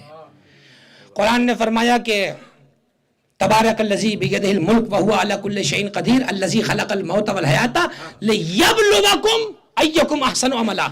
اس لفظ کو انڈرلائن کیجئے, لیبلوکم, تاکہ تمہیں آزمائے. موت و حیات کا چکر کیوں رکھا ہم نے؟ ہم تمہیں دنیا میں زندہ رکھ سکتے تھے ہمیشہ. جو اللہ جنت میں 30 سال کا ہمیشہ رکھنے پہ قدرت رکھتا ہے وہ تمہیں دنیا میں بھی جوان رکھ سکتا تھا, بنا دیتا تمہیں ایسا کہ تم نہ بوڑھے ہوتے نہ بڑھاپے کی طرف جاتے, لیکن اس نے ایسا نہیں کیا. اس نے یہ زندگی کا چکر دوڑتا ہوا کیوں رکھا؟ لیبلوکم, تاکہ تمہیں آزمائے. ایک آیت یہ ہو گئی. ایک آیت قرآن مجید کی سورہ عنکبوت, احسب الناس ان یقولوا آمنا ان یترکوا, لوگوں نے یہ گمان کر رکھا ہے وہ کہہ دیں گے ہم مومن ہیں, انہیں چھوڑ دیا جائے گا. دوسری آیت, آزمائیں گے ہم تمہیں چھوڑیں گے نہیں. وہم لا یفتنون, آزمایا نہیں جائے گا ان کو. کیا مومنوں کو آزمایا ہی مومن کو جاتا ہے. یہ تو بات طے ہے کہ جو فلسفہ غیبت ہے, فلسفہ انتظار ہے, یہ ہے آزمائش. اب سوال اگلا پیدا ہوتا ہے, آزمائش کن چیزوں کی؟ آزمائش ایمان کی, آزمائش عقیدے کی, آزمائش تمہارے قول کی جو تم کہہ رہے ہو زبان سے, جو تم کہہ رہے ہو اللہم کل ولیک الحجت ابن الحسن, یہ جو تم پکار رہے ہو کہ اللہم عجل لولیک الفرج, ان جملوں کی تصدیق کے لیے ہم نے غیبت کو طولانی کیا ہے. غیبت طولانی ہوگی. میں نے عرض کیا تھا آپ کی خدمت میں پرسوں کی مجلس میں کہ تمام معصومین سے روایات تواتر کے ساتھ موجود ہیں امام زمانہ کے لیے. جیسے سارے نبی خاتم الانبیاء کی خبریں دیتے رہے, ویسے تمام امام خاتم الاولیاء کی خبریں دیتے رہے. سنن نبی داؤد میں پورا باب موجود ہے, اور اس کا باب کا نام ہی باب المہدی. امام ابو داؤد نے پورا سیاستہ کی کتاب ہے, پورا باب بنایا. مشہور روایت اس کتاب میں موجود ہے. جناب رسول اللہ نے اپنی بیٹی سے فرمائی, یا فاطمہ ان المہدی من ولدک. پہلی حدیث, فاطمہ مہدی تمہارے بچوں میں سے ہوگا. ایک روایت میں یہ کہ مولا متقیان بیٹھے ہوئے تھے, فرمایا ان القائم سیکون منا من ولد علی بن ابی طالب, ان قریب قائم ہماری نسل میں سے ہوگا, علی کے بچوں میں سے ہوگا. حسن ابن علی تشریف فرمائے, خود امام حسن تعارف کرا کے فرما رہے ہیں میرے بھائی حسین کی نسل سے جو نواں بیٹا ہوگا وہ ہمارے محمد کا قائم ہوگا, اور جب ظہور فرمائے گا تو تلوار کے ساتھ قیام کرے گا. یہ جملہ ذہن میں رکھنا ہے, سیکون قائما بالسیف, اس جملے سے کام لینا ہے مجھے. قیام کرے گا, اگر خالی قیام کرے گا تو بات الگ تھی, امام حسین نے بھی قیام کیا, لیکن یہاں ہے سیکون قائما بالسیف, یہ تلوار کے ساتھ آئے گا, کیونکہ اب کوئی آپشن نہیں ہے اگلا کہ اسے کوئی منع کر دے تو میں 13واں بھیج دوں گا. یہ آخری ہے, اسے دے کے بھیجیں گے, جو قبول کرے ٹھیک ہے ورنہ اس کا سر اڑا دیا جائے. بچا کے رکھیں موٹی موٹی گردنیں, آنے والا آ رہا ہے, آنے والا آ رہا ہے. گردنیں علم پہ نہ جھکانے والے گردنیں بچائیں, درے اہل بیت پہ گردنیں نہ جھکانے والے خیر منائیں، جتنی بھی موٹی ہو ذوالفقار کے آگے نہیں رکنی. آئے گا آنے والا.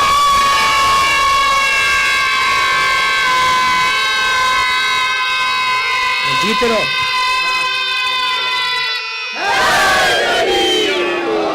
عظمت صاحب ذوالفقار بلند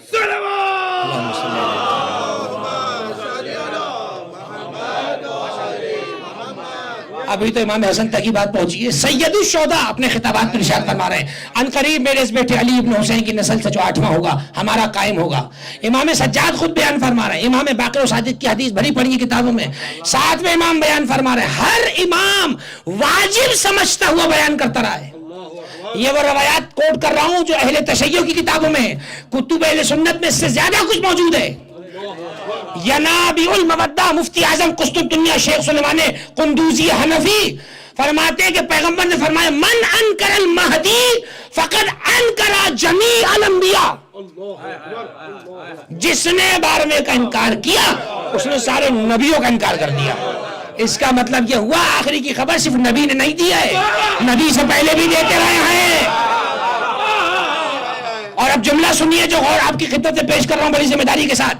علماء نے محققین نے یہاں تک لکھا کوئی مذہب، کوئی دین، کوئی تہذیب ایسی نہیں گزری ہے جن کے اسکرپچرز میں وجود مہدی کا تذکرہ نہ ہو. ان تمام شرطوں کے ساتھ نہیں جو ہماری کتابوں میں کہ یہ ہوگا، یہ نام ہوگا، معصوم ہوگا. تذکرہ وجود امام، ایک منجی بشر. اب میں کیا کہوں، لفظ کہہ رہا ہوں استعمال کر کر. ہندو مذہب کی 3 بڑی کتابیں بھگوت گیتا، رامائن، گیتا، تینوں میں کہیں نہ کہیں لفظوں کی ہیر پھیر کے ساتھ امام زمانہ کی بشارت ہے. اور کتاب پر کام ہوا ہے کراچی کے اندر. بھگوت گیتا اور رامائن کے وہ پارٹس نکال کر جنہیں شلوک کہا جاتا ہے وہ نکال کر ترجمہ جب کیا گیا اور ان کے جو علماء ہیں، اکثر میڈیا پہ ان کے علماء اکثر ساتھ ہوتے ہیں، ان سے پوچھا گیا، اس نے یہ لفظ کہا، اس نے کہا ہم بھی کسی اوتار کے منتظر ہیں جو ساری دنیا سے پاپ مٹائے گا. مسلمان لڑنے کو پھر رہے ہیں، وہ آنے کے لیے انتظار کر رہا ہے. ایک ہے. اور اس زمانے میں ہندی میں اس دور میں جب یہ کتابیں لکھی جا رہی تھی ان کے مذہب کی، تو جو بھی نام حجاز کا رہا ہوگا وہ حجاز کا نام لیا. رسول اللہ کے والد نہیں تھے، یتیم تھے، تو اس تذکرے کو وہاں کیا، کہا حجاز تک رہنے والا جس کے سر پہ پتا کا سایہ نہ ہوگا، اس نے یہ خبر دی ہے اس کی نسل سے، اس کے گھر سے یہ بچہ ہوگا جو ساری دنیا کا منجی بشر ہوگا. ہو گئی بات. عیسائیوں کی کتابیں انجیل میں فرات کا تذکرہ ہے. فرات کے پاس ذبح ہونے والے امام حسین کا تذکرہ ہے انجیل میں. انجیل کے اندر امام زمانہ کا تذکرہ ہے. اس لیے کہ ان کتابوں کو اگرچہ تحریف کر دیا گیا ہے، اس کے باوجود حقائق موجود ہیں تاکہ حقائق مس نہ ہو.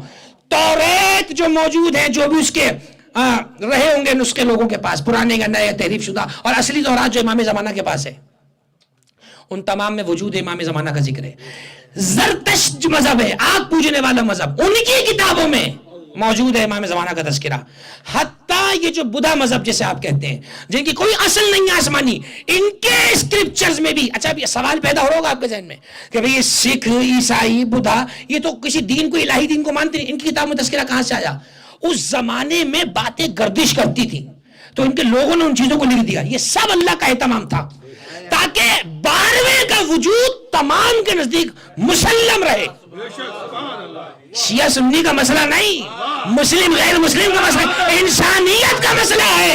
ساری انسانیت جب تھک ہار جائے گی، ہم سے مینجمنٹ نہیں چلتی، تو وہ آئے گا جو حقیقی مینیجر ہے، جو حقیقی ناظم کائنات ہے، جو حقیقی کائنات کا چلانے والا ہے. پھر وہ آ کر بتائے گا دیکھو ہم چلا رہے ہیں. اب میں ایک منظر پیش کر کے بات کو روک رہا ہوں. ایک علماء نے بحث قائم کی، کیفا تکون الارض بعد ظہور الحجہ، امام زمانہ کے ظہور کے بعد زمین کا عالم کیا ہوگا. اب جملے کا مزہ لیجئے گا. اس سے پہلے ایک آیت قرآن کی سن لیجئے، اشرقت الارض بنور ربہا، زمین اپنے رب کے نور سے چمک اٹھی. آپ نے غور ہی نہیں کیا، اس میں نور پہ داد نہیں دینی تھی، آپ نے رب پہ داد دینی تھی. زمین اپنے رب کے نور سے چمک اٹھے گی. جتنے علماء نے امام زمانہ کے چیپٹر لکھے ان کی شان میں اس آیت کو لکھا ہے، زمین اپنے رب کے نور سے چمک اٹھے گی. اور یہ جملہ بھی یہاں یاد کر لیں، محفوظ رہے جملہ. لفظ رب جب خالی بولا جائے، آگے پیچھے کچھ نہ ہو، تو مراد صرف اللہ کی ذات ہے. ہو گئی بات. لیکن جب لفظ رب اضافت کے ساتھ بولا جائے، رب البیت، عرب میں آج بھی مالک مکان کو رب البیت کہتے ہیں. وہاں شرک نہیں ہو رہا ہے، ہر گلی میں 150 رب گھوم رہے ہیں، سب رب البیت ہیں. اونٹوں کے مالک کو کیا کہا عبد المطلب نے؟ رب الابل، اونٹوں کا رب، اونٹوں کا پالنے والا. امام زمانہ کے شان میں جو آیتیں لکھی ان میں سے ایک ہے واشرقت الارض بنور ربہا، زمین اپنے رب کے نور سے چمک اٹھے گی. رب الارض امام الارض، بہت ہماری سینکڑوں کتابوں میں بات لکھی ہوئی ہے، اور یاد رکھیں درست لکھی ہوئی ہے، ایسا نہیں ہے کہ لکھی ہوئی ہے وہاں پر، کنفرم ہے یہ والی بات. رب کیوں کہا؟ کیونکہ امام زمانہ کے وجود سے زمین کا سبب ہے. زمین کا جو قوام ہے، جو زمین کا ٹکا رہنا ہے، جو زمین کا عذابوں کو نہ جھیلنا ہے، رک جانا ہے، امام زمانہ کی وجہ سے. وہ نہ ہو تو زمین ختم ہو جائے. اسی لیے ہماری کتابوں میں حدیث ہے کہ لولا الامام لساخت الارض باہلھا، اگر امام ایک لمحے کے لیے زمین پر نہ ہو تو زمین اپنے رہنے والوں سمیت دھس جائے. اور یہی ہوگا، جیسے ہی امام زمانہ قتل کیے جائیں گے زمین کو کہنا نہیں پڑے گا، زمین خود بخود بکھر جائے گی، ختم ہو جائے گی. اس لیے کہ زمین کا وجود امام زمانہ کے بغیر نہیں ہے. امام جب ظہور فرمائیں گے زمین کی صورت کیا ہوگی؟ مولانا علی کا طویل خطبہ کے چند جملے پڑھ رہا ہوں. فرماتے ہیں تخرج الارض کنوزها، جیسے ہی امام اپنا قدم ظاہری طور پہ رکھیں گے زمین اپنے خزانے اگل دے گی. اس کا مطلب پہلے سے تھے، چھپائے ہوئے تھی، چاہ نہیں رہی تھی چوروں کے ہاتھوں میں خزانے دے، تو چاہ رہی تھی کوئی اہل آ جائے، نہ اہلوں کو خزانے تھوڑی دیے جائیں گے. تخرج الارض کنوزها، اور جملہ سنیں گے، عجیب جملہ ہے، والوحوش والطیور معلوفا بین الناس، یہ جنگلوں میں رہنے والے پرندے، یہ فضا میں اڑنے والے پرندے، جنگلوں میں رہنے والے جانور، یہ جو دیکھتے ہی اچھل کے بھاگ جاتے ہیں، جب وہ ظہور فرما جائیں گے تو وہ لوگوں کے بیچ میں آ کے رہنے لگیں گے. گلی میں کینگرو پھر رہا ہوگا آپ کے، بھاگے گا نہیں آپ کو دیکھ کر. گلی میں ہرن دوڑ رہا ہوگا، آپ کو دیکھ کے بھاگے گا نہیں. کیوں؟ فرمایا ان تک بھی یہ بات محسوس ہو جائے گی کہ امن والا آ گیا ہے. جانوروں کو علم ہو جائے گا کہ اب ہمیں کوئی وحشت نہیں ہے. یہ جملہ ذہن میں رکھیے گا. یہ جانور آپ نے دیکھو گا جس اسپیشی کا جو جانور ہوتا ہے، مثلا ہرن، وہ بلا وجہ کینگروز میں نہیں گھستے جا کر، ہمارا کام ہی نہیں، قبیلہ دوسرا ہے. کینگروز اونٹوں میں نہیں گھستے، وہ کہتے ہیں ہمارا قبیلہ دوسرا ہے. یہ جانوروں میں آپس میں الگ الگ سے سیکٹس کیوں بن گئے، فرقے کیوں بنے، معلوم ہے؟ کامل الزیرات کی روایت ہے الو کے بارے میں. فرمایا کہ الو کو برا نہ کہو، یہ قتل حسین سے پہلے دنوں میں اڑتا پھرتا تھا، دن میں ہوتا تھا یہ. فرمایا جب اس نے قتل امام حسین اپنی آنکھوں سے دیکھا، اس لیے دیکھیں آنکھیں پھٹی رہتی ہیں اس کے ہر وقت. بس فرمایا کہ جب اس نے دن میں دیکھا کہ ایک انسان کی ہی شکل میں ملعون ایک ایسے انسان نما رہنما کو قتل کر رہا ہے کہ جو وجود انسان میں اللہ کی رحمت تھا، تو کہتے ہیں اس دن سے اس کو نفرت ہو گئی انسان کی شکل سے. یہ اس کی شکل دیکھنا نہیں چاہتا، اسے واقعہ یاد آتا ہے. تو فرمایا دن بھر یہ ہم پہ روتا ہے، ہمارے قاتلوں پہ لعن کرتا ہے، اور رات کے وقت جو ہے وہ یہ نکلتا ہے اپنی غذا کی تلاش میں. تو یہ جو جانوروں میں وحشت ہے نا، ایک دوسرے سے بھاگنا دیکھ کر، یہ اسی وجہ سے ہے. آپ کسی پرندے کے بعد بھاگیں، بھاگ جائے گا. جب حضرت ظہور فرمائیں گے تو ان کے دل میں امن و امان ہوگا. حتیٰ کہ روایات اہل سنت میں تو یہاں تک کہ فرات کے ایک گھاٹ پر بکری بھی پانی پی رہی ہوگی، شیر بھی پانی پی رہا ہوگا. اور اگلا جملہ سنیں، فرمایا جب ہمارا قائم ظہور کرے گا تو سب سے زیادہ بے قیمتی چیز جو بالکل ڈی ویلیو ہو جائے گی اس زمانے میں، وہ تالے ہوں گے، لوکرز. کوئی نہیں لگائے گا تالا اپنے خزانے کو، اپنے گھر کو، اپنی گاڑی کو. کیوں؟ کیونکہ کوئی چور ہوگا ہی نہیں، کوئی چور نہیں ہوگا. امن و امان ہوگا، اتنا ہوگا لینا دینا، امن و امان ہوگا. زمین اپنے عروج پر ہوگی، جتنے خزانے ہیں وہ اپنے اگل دے گی، کوئی چیز باقی نہیں رکھے گی. صاحب الارض آ گیا ہے، رب الارض آ گیا ہے. یہ امام زمانہ. بس آخری جملے سے مصائب کی جانب جاؤں گا. امام کے القابات، کل ہم بات کر رہے تھے مرزا بھائی سے، اسی لقب سے بات ختم ہو جائے گی. اور وہ عجیب و غریب ایک بات ہے. القابات بہت ساری لکھے ہیں آپ نے، علماء نے. منصور ایک لقب ہے امام کا، عرض کروں گا کل کی مجلس میں القاب کی کچھ تفصیل میں. الحجت، صاحب الامر، صاحب الزمان، خلف الصالح، عبد الصالح، المنتظر، اور بہت سے القابات کتابوں میں لکھے ہیں، طویل یعنی 250-300 سے زیادہ القابات علماء نے لکھے ہیں، اور ایک ایک لفظ لقب پر پوری گفتگو ہے۔ ان میں سے ایک لقب حضرت کا کیا لکھا؟ عجیب و غریب۔ وہ امام کا لقب ہے، بڑا عجیب اس کا معنی ہے، لیکن میں سمجھانے کی کوشش کروں گا۔ امام کا لقب لکھا الترید۔ ترید کا معنی لوگ جس کے ذکر کو بالکل چھوڑ دیں، قابل ذکر نہ سمجھیں اسے۔ اردو میں ایک لفظ وہ شان امام کے موافق نہیں ہے۔ فرمایا ہمارا قائم مومنین کے درمیان ترید ہو جائے گا، بالکل اس کے ذکر کو لوگ ترک کر چکے ہوں گے، اس کا ذکر کرنے کو ضروری ہی نہیں سمجھیں گے، حالانکہ وہ ان کے ذکر سے بالکل غافل نہیں ہوگا، وہ ہر وقت اپنی دعاؤں میں انہیں یاد کرتا ہوگا۔ کبھی غور فرمائیں میرا اور آپ کا نصیب کتنا بڑا ہے۔ صاحب الامر ہمیں اپنے اذکار میں یاد رکھتے ہیں، اپنی دعاؤں میں یاد رکھتے ہیں۔ اب جملہ سنیں گے آپ، وہ جتنی باتیں ہیں امام زمانہ کے لیے کہ وہ جزیرہ خضرہ پہ، برمودا ٹرائنگل پر، وہ سب باتیں محققین نے ان کو منع کیا، ان کی کوئی اصل نہیں ہے، ان کے مقام کو کوئی نہیں جانتا ہے، وہ کہاں ہیں کہاں نہیں ہیں۔ لیکن میں نے عرض کیا تھا نا کہ وہ کبھی فرش اعضاء پر ہوتے ہیں، وہ کبھی زواری اربعین پہ ہوتے ہیں۔ حج کے موقع پر تو روایت یہ ہے کہ جب تک امام زمانہ طواف نہ کرے حج شروع نہیں ہوتا ہے، کیونکہ امام وقت حج کی ایک اہم منصب پر ہوتا ہے۔ تو امام زمانہ کے لیے بہت سارے القابات لکھے، اس میں سے ایک لقب بڑا عجیب ہے۔ ایک تو الترید میں نے بیان کیا، اور ایک لفظ ہے تشرید۔ تشرید کا معنی یہ ہوتا ہے کہ درمیان میں رہتے ہوئے کوئی اس کی طرف متوجہ نہ ہو۔ آپ آپس میں بیٹھے ہوتے ہیں، کوئی آپ کا عزیز بیٹھا ہو، آپ اس کو بالکل اگنور کر رہے ہوں، تو سوچیے اس پہ کیا گزرتی ہے۔ فرمایا صاحب الامر زمانے میں تمہارے درمیان ہوتا ہے، لیکن تم اس کی طرف متوجہ نہیں ہوتے۔ کیسے ہو متوجہ؟ میں نے کل عرض کیا تھا اگر امام زمانہ سے ملنا ہو، سب سے آسان پتہ مجلس حسین ہے، سب سے آسان پتہ مجلس حسین ہے، جہاں امام زمانہ خود تشریف لاتے ہیں۔ مجھے بتائیے کسی کے تعزیت کرنے جاتے ہیں تو کس کو فون کرتے ہیں؟ پہلے پوچھتے ہیں فلاں کی اولاد گھر پر ہے، آپ کے بابا کی تعزیت کرنے آنا چاہ رہے ہیں۔ حسین کا پرسہ کسے پیش کرتے ہیں ہم زمانے کے اندر؟ کون ہے اس خون کا وارث؟ کون ہے اس پاک خون کا وارث سوائے امام زمانہ کے؟ اور صرف ایک حسین نہیں، زینب کبریٰ کا پرسہ بھی امام زمانہ لیتے ہیں، سکینہ بنت الحسین کا پرسہ بھی امام زمانہ لیتے ہیں، 6 ماہ کے صغیر کا پرسہ بھی امام زمانہ لیتے ہیں۔ عزیزوں سب سے بڑے عزادار امام زمانہ ہے، سب سے بڑے عزادار امام زمانہ ہے۔ دعا کریں کہ کبھی خدا ایسی توفیق دے کہ ہماری آنکھ سے خون جاری ہو جائے، تاکہ سنت امام زمانہ پہ عمل ہو جائے۔ آیت اللہ محسن الحکیم سے کسی نے پوچھا تھا کہ یہ بتائیے کہ امام سجاد کی آنکھوں سے خون جاری ہوا، خطبہ پڑھتے ہیں، ہم شک تو نہیں کرتے کہ امام زمانہ امام سجاد ہیں، کچھ بھی ہو سکتا ہے، امام معصوم ہے، تو آپ اس بارے میں کیا کہتے ہیں؟ آغا حکیم نے کوئی جواب نہیں دیا تھا۔ آغا حکیم نے فرمایا کہ ابھی مجلس ہمارے مکتب میں ہو رہی ہے، اس کے بعد ہم تم سے بات کرتے ہیں۔ یہ کہنے کے بعد تشریف لے گیا خطیب، ممبر پر مجلس ہوئی، جب وہ پڑھ کر اترا مصائب، تو آغا حکیم جس رومال سے رو رہے تھے، وہ رومال جب اس کے ہاتھ میں دیا تو اس میں خون کے چند قطرے تھے۔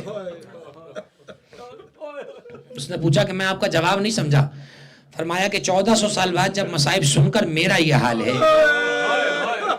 تو سوچو جو اپنی آنکھوں سے غیرت زہرا کو بازار کوفہ اور شام میں دیکھ رہا تھا، اس کا حال کیا ہوگا۔ بس عزیزو بات ختم ہو گئی، میں ایک جملے سے مصائب کی جانب جانا چاہ رہا ہوں۔ خدا آپ کا یہ بیٹھنا اپنی بارگاہ میں قبول فرمائے۔ کبھی سوچا آپ نے اس وقت ابھی جب ہم یہاں رو رہے ہیں، امام زمانہ کہاں ہوں گے، کیسے ہوں گے؟ امام زمانہ کا ایک مرثیہ ہے جو امام صادق نے پڑھا ہے، اور روایت کا جملہ معلوم ہے کیا ہے؟ جب امام صادق امام قائم کو تذکرہ کرتے تھے، جگہ سے کھڑے ہو جاتے تھے اور جھکتے تھے، فرماتے تھے یہ ہمارا آخری قائم ہوگا جس کے ذریعے سے اللہ ہمارا انتقام لے گا، جس کے ذریعے سے قلب سیدہ کو سکون دے گا، اللہ اکبر، جس کے ذریعے سے انتقام خون حسین لیا جائے گا، جس کے ذریعے سے زمین کو کفر و شرک سے پاک کیا جائے گا۔ جملہ سنیے گا کیا ہے، دعائے ندبہ میں کہتا ہوں کبھی پڑھنا، امام زمانہ کا مرثیہ ہے، امام زمانہ کا مرثیہ ہے۔ اس میں جملہ معلوم ہے کیا ہے؟ عزیز علیہ ان تحیط البلوہ ان تحیط بکا دونی البلوہ، اے مولا مجھ پر یہ بات سخت ناگوار ہے کہ سارا زمانہ سکون سے ہو اور آپ مصیبتوں میں گرفتار ہوں۔ جملہ سنیے کہ عجیب جملہ ہے، عزیز علیہ ان اجاب دونک، اے امام زمانہ یہ بات مجھ پہ بہت سخت ہے کہ میں سوال آپ کے علاوہ کسی اور سے کروں اور کوئی اور مجھے جواب دے دین کا. اور اس کے بعد وَإِلَى مَتَى أَحَارُ فِيكَ يَا مَوْلَائِ، اے امام زمانہ میں آپ کو کب تک ڈھونڈتا رہوں. وَأَيُّ خِطَابٍ أَصِفُ فِيكَ، میں آپ کو کس نام سے پکاروں اے مولا. اور اب اگلا جملہ سنیں گے، عزیز علیہ ان ارى الخلق ولا ترى، مولا مجھ پر یہ بات بہت سخت ہے کہ سارا زمانہ تو میں دیکھوں مگر صاحب زمانہ کو نہ دیکھوں. امام زمانہ علیہ السلام آج تک عزادار ہیں امام حسین کے. علماء پڑھتے ہیں کہ ہم تو جب مجلس سے اٹھ کر چلے جاتے ہیں آنسو پوچھ لیتے ہیں، فرش پر صاحب عزا وارث عزا گریہ کر رہا ہوتا ہے، ان کی آنکھوں سے خون جاری ہوتا ہے. زیارت ناحیہ مقدسہ وہ زیارت ہے جس کے بارے میں میں اکثر کہتا ہوں جو کربلا جائے وہ امام حسین کے زری میں فرصت کے اوقات میں سامنے بیٹھ کر زری کے زیارت ناحیہ ضرور پڑھے. زیارت ناحیہ صرف زیارت نہیں ہے، آنکھوں دیکھی کربلا کا نام ہے. جو جانتا ہو امام زمانہ کی آنکھوں سے کربلا دیکھے وہ زیارت ناحیہ ترجمے سے پڑھے. السلام علی الابدان الصلیبہ، کیا دیکھا پتہ نہیں. امام زمانہ نے فرماتے ہیں سلام ہو ان بدنوں پر جنہیں لوٹ لیا گیا. السلام علی الرؤوس المفرقۃ عن الابدان، سلام ان سروں پر جنہیں بدنوں سے الگ کر دیا گیا. جملہ سنیں گے، السلام علی النفوس المصطلحات، سلام ہو ان روحوں پر جنہیں گھوٹ گھوٹ کے نکالا گیا. السلام علی الاجساد العاریات، سلام ہو ان جسدوں پر جنہیں لباس سے بغیر لوٹ لیا گیا. اللہ اکبر. امام زمانہ کے جملے ہیں، مقتل گاہ قتل گاہ امام حسین. ایک فقرہ وہاں جلی حروف میں لکھا ہے، السلام علی الدماء السائلات، سلام اس پاک خون پر جسے بے دریغ بہایا گیا. سلام اس پاک خون پر جسے بغیر کسی جرم کے بہایا گیا. یہ مصائب امام زمانہ ہیں. اس کے بعد سنو گے امام زمانہ کیا فرماتے ہیں. اس کے بعد امام زمانہ فرماتے ہیں کہ اے مولا، اے میرے جد حسین، زمانے نے مجھے تم سے دور کر دیا. وَأَبْكِيَنَّ عَلَيْكَ بَدَلَ الدُّمُوعِ دَمًا، فرمایا حسین اب میں تم پر آنسو نہیں روں گا، اب میں جب تم پر روں گا خون کی آنسو روں گا. امام زمانہ جب گریہ کرتے ہیں خون کے آنسو گریہ کرتے ہیں. علماء نے کتابوں میں یہ واقعہ لکھا، ایک عالم دین نے توسل کیا امام زمانہ سے اور یہ سوال پوچھا خواب میں امام عصر سے، فرزند رسول آپ کے مصائب یقیناً بہت عظیم ہیں لیکن وہ مصیبت تو بتا دیجئے جس مصیبت پر آپ خون کے آنسو روتے ہیں. حل بقیت علی امک العباس، کیا آپ اپنے چچا عباس کو روتے ہیں؟ قال لا، اس نے کہا حل بقیت علی ابنائک علی الاکبر، کیا آپ اپنے بیٹے علی اکبر پہ روتے ہیں؟ قال لا. حل بقیت علی ابی عبداللہ الحسین، کیا آپ حسین پہ خون کے آنسو روتے ہیں؟ قال لا. وہ کہتا ہے مولا پھر آپ کو آنسو خون کے رونے والی چیز کیا ہے؟ امام زمانہ کا جملہ سنو، فرماتے اب کی علی سبایا عمتی زینب، میں تو اس مصیبت پہ روتا ہوں کہ کیا نبیوں کی بیٹیاں شرابیوں کے درباروں میں بھی جاتی ہیں. اجرکم اللہ. آ گئی بات شام کے دربار تک، آ گئی بات شام کے دربار تک. لیکن میں دربار کا منظر کیسے پڑھوں؟ اس لیے کہ راستے میں شام کا بازار بھی تو ہے. عزیزوں میں نے تو شام کہہ دیا. امام سجاد جب بھی شام کہتے تھے سارے دن اپنی جگہ پہ روتے رہتے تھے. شام کے مسائل بڑے عظیم ہیں. فرمایا کرتے تھے منحال، اگر شام نہ ہوتا تیرا مولا کبھی ضعیف نہ ہوتا. سجاد تیرے مولا کو شام کے بازار نے ضعیف کر دیا. عزیزوں میں سارے مصائب چھوڑ رہا ہوں. یہ دن اس بچی کی شہادت کی ہے جسے حسین نے دعاؤں میں مانگا تھا. دیکھو ساری زندگی یہ جملہ سنتے رہے نا کہ دو دعائیں ہیں جو مانگی گئی ہیں. ایک دعا علی نے مانگی عباس کی صورت میں پوری ہوئی، ایک دعا حسین نے مانگی زینب کی صورت میں پوری ہوئی. عجیب تعلق ہے سکینہ اور عباس کا. سکینہ کو کیا کہہ کے مانگا تھا حسین نے؟ پروردگارا ایسی بیٹی دے جو نہ میرے بغیر سو سکے نہ میں اس کے بغیر سو سکوں. دیکھو میں ایک نفسیاتی جملہ بیٹیوں والوں کے لیے کہنا چاہتا ہوں. جب اپنے کام سے گھر واپس جاتے ہو اور دروازہ بیٹی اگر آ کے کھولے، قسم کھا کے بتاؤ بیٹی اگر تم سے لپٹنا چاہ رہی ہو تو کیا بیٹی کو دھتکارتے ہو؟ کیا بیٹی کو تماچا مارتے ہو؟ سامان ہاتھ سے پھینک کے بیٹی کو گلے سے لگا لیتے ہو نا. عجیب ہے بیٹیوں کی باپ سے محبت. رات کو جب تک بیٹی باپ کا سینہ نہ ڈھونڈے بیٹی کو نیند نہیں آتی ہے. یہی تو کہہ رہی تھی سکینہ، اے بابا اگر تم گئے تو سکینہ سو نہ سکے گی. اجرکم اللہ. بس آخری جملے سنو، میں نے اجازت لی. کیا کہا سکینہ نے؟ بابا اگر تم گئے تو سکینہ سو نہ سکے گی. کیا خیال ہے سکینہ سارے راستے کہیں سوئی ہوگی؟ بھائی سچے باپ کی سچی بیٹی ہے نا. بابا سے کہہ رہی تھی جب تک آپ نہ آئے میں کبھی سوؤں گی نہیں. اور تاریخ نے ثابت کیا. اب مجھے اپنے ایمان سے فیصلہ کر کے بتاؤ، یہ جملہ حسین سے کب کہہ رہی ہے سکینہ؟ 10ویں محرم کو. آج 8ویں سفر تم گزار رہے ہو، یعنی کتنے دن ہو گئے سکینہ جاگی ہوئی ہے؟ ذرا مسائل پہ غور کرنا. کوفے کا بازار سکینہ نے جاگ کے گزارا، کوفے کا دربار سکینہ نے جاگ کے گزارا. بچی کی آنکھوں میں نیند کا ورم ہوگا نا. شام کے بازار میں سکینہ سو نہیں سکتی، اس لیے کہ جب سوتی ہے بھائی کی زنجیر ہلا دی جاتی ہے، جب سوتی ہے بھائی کو تازیانہ لگایا جاتا ہے. اور بتاؤں شام کے بازار میں بچوں کو کیسے لے جایا گیا؟ خدا ان بچوں کے نصیب اچھے کرے.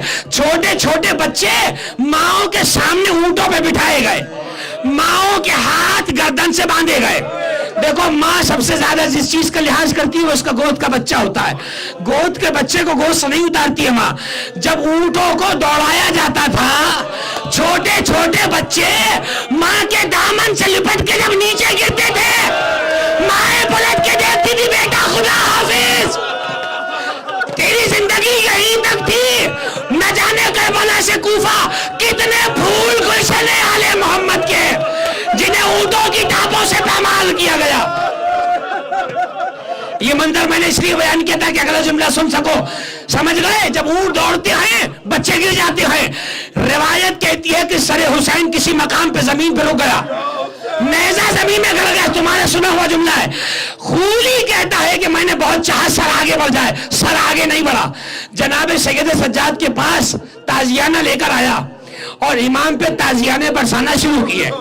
بہت دیر تک جب سجاد نہ اٹھے زینب نے آواز دی ارے نہیں میرا بھتیجا غش میں ہے، کس پہ تازیانے برسا رہا ہے؟ بتا آخر اب کیا جرم کیا میرے بھتیجے نے؟ آواز دی سجاد سے پوچھو کہ بابا کا سر آگے کیوں نہیں بڑھ رہا. سجاد غش سے جاگے، زنجیروں کو سنبھالا، بابا کے نیزے کے قریب آئے، ایک سوال کیا بابا یا آگے بڑھ جائیے یا نہ بڑھنے کا سبب بتائیں، اب مجھ میں طاقت نہیں ہے مزید تازیانے سہ سکوں. سر حسین گویا ہوا، رک گیا رباب کے ناکے کی طرف. اے بیٹا میری سکینہ نظر نہیں آ رہی ہے. یہ جملہ ذہن میں رکھنا، کل مصائب میں یہی سے بات آگے بڑھ جائے. سجاد میری سکینہ کہیں رہ گئی ہے، اے بیٹا میں آگے نہیں بڑھوں گا، میری بیٹی کو لے کر آؤ. جناب زینب نے جملہ سنا، فرماتی ہے شمر تو یہی رک، میں سکینہ کو ڈھونڈنے جا رہی ہوں. دوڑی شام کے بازار کی طرف، آواز دیتی جا رہی ہے سکینہ. بیٹی اپنی پھوپھی کی آواز سن رہی ہو تو لبیک کہو، تمہارے بھیا میں اب تازیانے کھانے کی طاقت نہیں ہے. سکینہ کی آواز کہیں سے نہیں آئی، لیکن ایک ضعیفہ کی آواز کسی کونے سے آئی، اور آواز یہ تھی کہ تمہاری بچی ہماری گود میں سو رہی ہے. کیا جملہ سنا تم نے؟ میں نے ابھی تو کہا سکینہ عاشور کے بعد سے سوئی نہیں ہے. وہ بی بی کہہ رہی ہے بی بی تیری بچی ہماری گود میں سو رہی ہے. جناب زینب آواز کا تعاقب کرتے ہوئے پہنچی، دیکھا برقعے میں کوئی بی بی ہے جو راہ ہمیں سکینہ کو گود میں لیے بیٹھی ہے. جناب زینب آگے بڑھ گئی، بس آخری جملہ ہے، کہنے لگی بی بی خدا تجھے جزائے خیر دے، بی بی کوئی حاجت ہو تو طلب کر، میں اللہ کی بارگاہ میں سوال کروں گی. کوئی جواب نہیں آیا. جناب زینب کہتی ہے اچھا میں سمجھ گئی، بی بی میری حالت زار پہ نہ جا، بی بی میں مدینے کی شہزادی ہوں.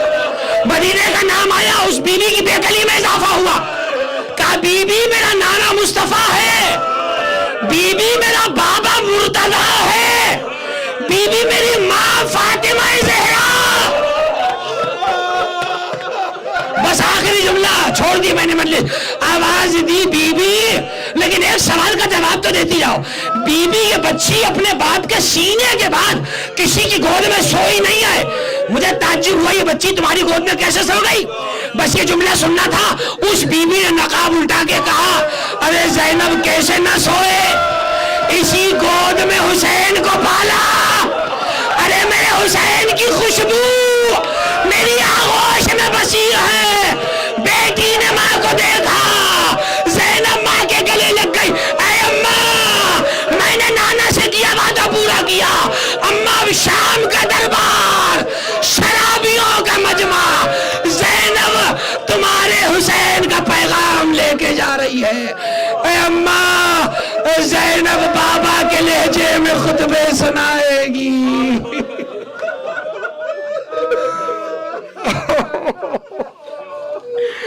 الا ولعنت اللہ علی القوم الظالمین وسيعلم الذین ظلموا ايا منقلب ينقلبون. ماتم اسیران.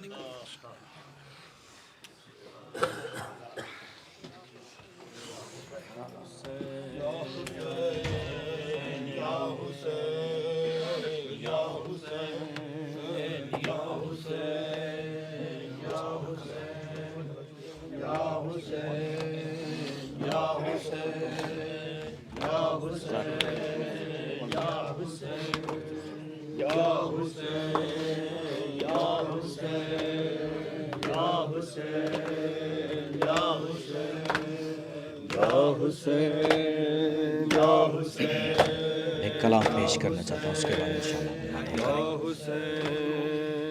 سنو یہ پردہ غیبت سے کہہ رہے ہیں ماں, میں قرب عابد مزتر کو یاد کرتا ہوں.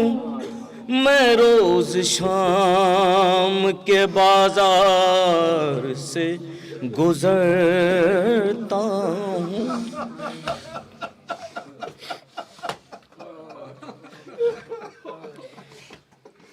میں روز شام کے بازار سے گزرتا ہوں. سنو یہ پردہ غیبت سے کہہ رہے ہیں امام, میرے وجود کے اندر ہے کربلا کا قیام. اور کھلے سروں کی اسیری ہے, جل رہے ہیں خیام. اور کسی بھی طرح گزرتی نہیں ہے تیری شام. میں روز شام کے بازار سے گزرتا ہوں. سنو یہ پردہ غیبت سے کہہ رہے ہیں ماں, میں کرب عابد مزتر کو یاد کرتا ہوں. میں روز شام کے بازار سے گزرتا ہوں. اور میں دیکھتا ہوں یہاں جب سجے ہوئے بازار, اور تو یاد آتی ہے تشہیر عطرت اطہار. اور علی کی بیٹی ہم سر مجمع غیار. اور یہاں سے گزرے تھے کس طرح عابد بیمار. سنو یہ پردہ غیبت سے کہہ رہے ماں, میں قلب عابد مزتر کو یاد کرتا ہوں. میں روز شام کے بازار سے گزرتا ہوں. مل گیا بالی سکینہ کو تیرا سر بابا مل گیا بالی سکینہ کو تیرا سر بابا مل گیا بالی سکینہ کو تیرا سر بابا مل گیا بالی سکینہ کو تیرا سر بابا دیکھو کس حال میں ہے آپ کی دختر بابا مل گیا بالی سکینہ کو تیرا سر بابا مل گیا بالی سکینہ کو تیرا سر بابا کتنے دن بعد ملے ہو مجھے اب تک تھے کہاں بس نکلنے کو ہے بابا میرے اس جسم سے جان روتی رہتی تھی تیری یاد میں اکثر بابا مل گیا بالی سکینہ کو تیرا سر بابا مل گیا بالی سکینہ کو تیرا سر بابا مل گیا بالی سکینہ کو تیرا سر بابا اپنے ہی باپ کے قاتل سے تماچے کھائے آگ دم میں لگی جل گئی چادر اور گانوں سے اتارے گئے گوہر بابا مل گیا بالی سکینہ کو تیرا سر بابا مل گیا بالی سکینہ کو تیرا سر بابا مل گیا بالی سکینہ کو تیرا سر بابا دیکھو میرے کانوں سے لہو رستا ہے نیل رخسار میں جو ہے وہ تماچوں کا ہے اور سر پر لگے بازار میں پتھر بابا مل گیا بالی سکینہ کو تیرا سر بابا مل گیا بالی سکینہ کو تیرا سر بابا مل گیا بالی سکینہ کو تیرا سر بابا ارے بابا ان ہونٹوں پہ ظالم نے چھڑی ماری تھی نا بابا تو پھر بھی یہاں آپ کو مارا تھا نا سر کو لائے تھے تیرے یسوع پکڑ کر بابا مل گیا بالی سکینہ کو تیرا سر بابا مل گیا بالی سکینہ کو تیرا سر بابا مل گیا بالی سکینہ کو تیرا سر بابا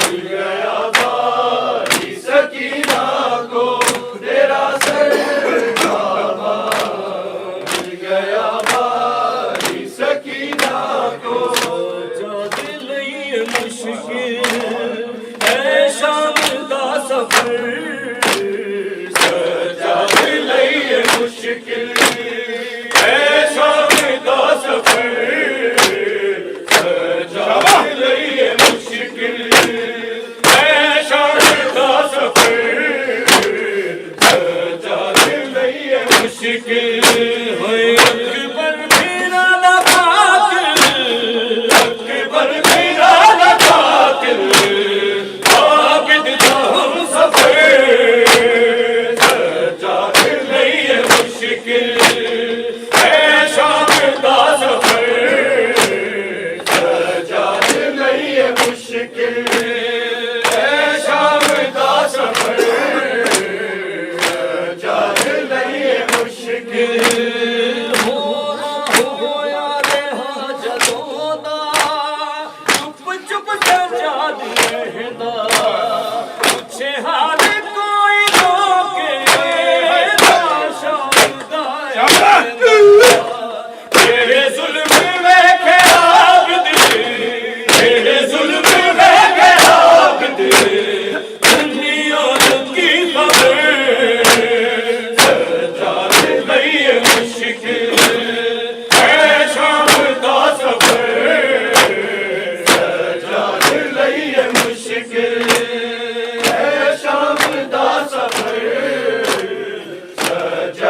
لئیے مشکل ہے شام دا سفر سجاد لئیے مشکل ہوئے اصغر دا پرتویر میری لہر وچ رکھا دے احسان کر خبردار تیرے بعد آنا جاوے تیرے بعد آنا جاوے میری قبر دیش پر سجاد لئیے مشکل ہے شام دا سفر سجاد لئیے مشکل ہے شام دا سفر سجاد لئیے مشکل کوئی معصوم زندہ میں نہ تنہا ہو یا رب کوئی معصوم زندہ میں نہ تنہا ہو یا رب کوئی معصوم زندہ میں نہ تنہا ہو یا رب کوئی معصوم زندہ میں نہ تنہا ہو یا رب کوئی معصوم زندہ میں نہ تنہا ہو اے پابند نہ ہوا ہے اے پابند نہ ہوا ہے رونے پہ نہ بہرا ہو یا رب کوئی معصوم زندہ میں نہ تنہا ہو یا رب کوئی معصوم زندہ میں نہ تنہا ہو یا رب کوئی معصوم زندہ میں نہ تنہا ہو جس کو نیند آتی شبیر کے سینے پہ جس کو نیند آتی شبیر کے سینے پہ زندہ در زندہ اے زندہ در زندہ جس کے لیے قضا ہو یا رب کوئی معصوم زندہ میں نہ تنہا ہو یا رب کوئی معصوم زندہ میں نہ تنہا ہو یا رب کوئی معصوم زندہ میں نہ تنہا ہو زندہ جسے آتی تھی آواز سکھنے کی زندہ جسے آتی تھی آواز سکھنے کی ایسے کہ سکینہ کو ایسے کہ سکینہ کو ہر زندہ رو رہا ہو یا رب کوئی معصوم زندہ میں نہ تنہا ہو یا رب کوئی معصوم زندہ میں نہ تنہا ہو یا رب کوئی معصوم زندہ میں نہ تنہا ہو یا رب کوئی معصوم زندہ میں نہ تنہا ہو زندگی دیواروں سے ٹکرائے نہ وہ کیوں گئی زندگی دیواروں سے اے بھائی سے اور پھوپھی سے اے بھائی سے اور پھوپھی سے جس کو جدا کیا ہو یا رب کوئی معصوم زندہ میں نہ تنہا ہو یا رب کوئی معصوم زندہ میں نہ تنہا ہو یا رب کوئی معصوم کربلا دی اماں کربلا دی اماں کربلا دی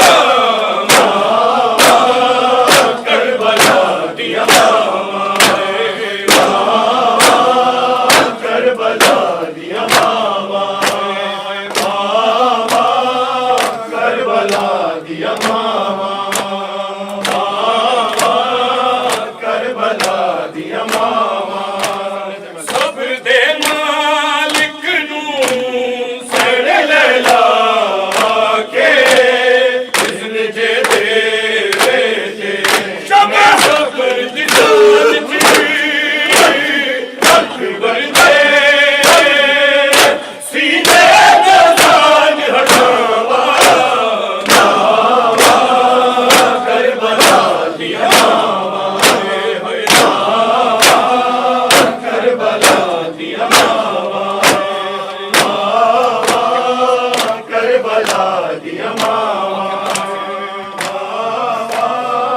کربلا دیا ماوا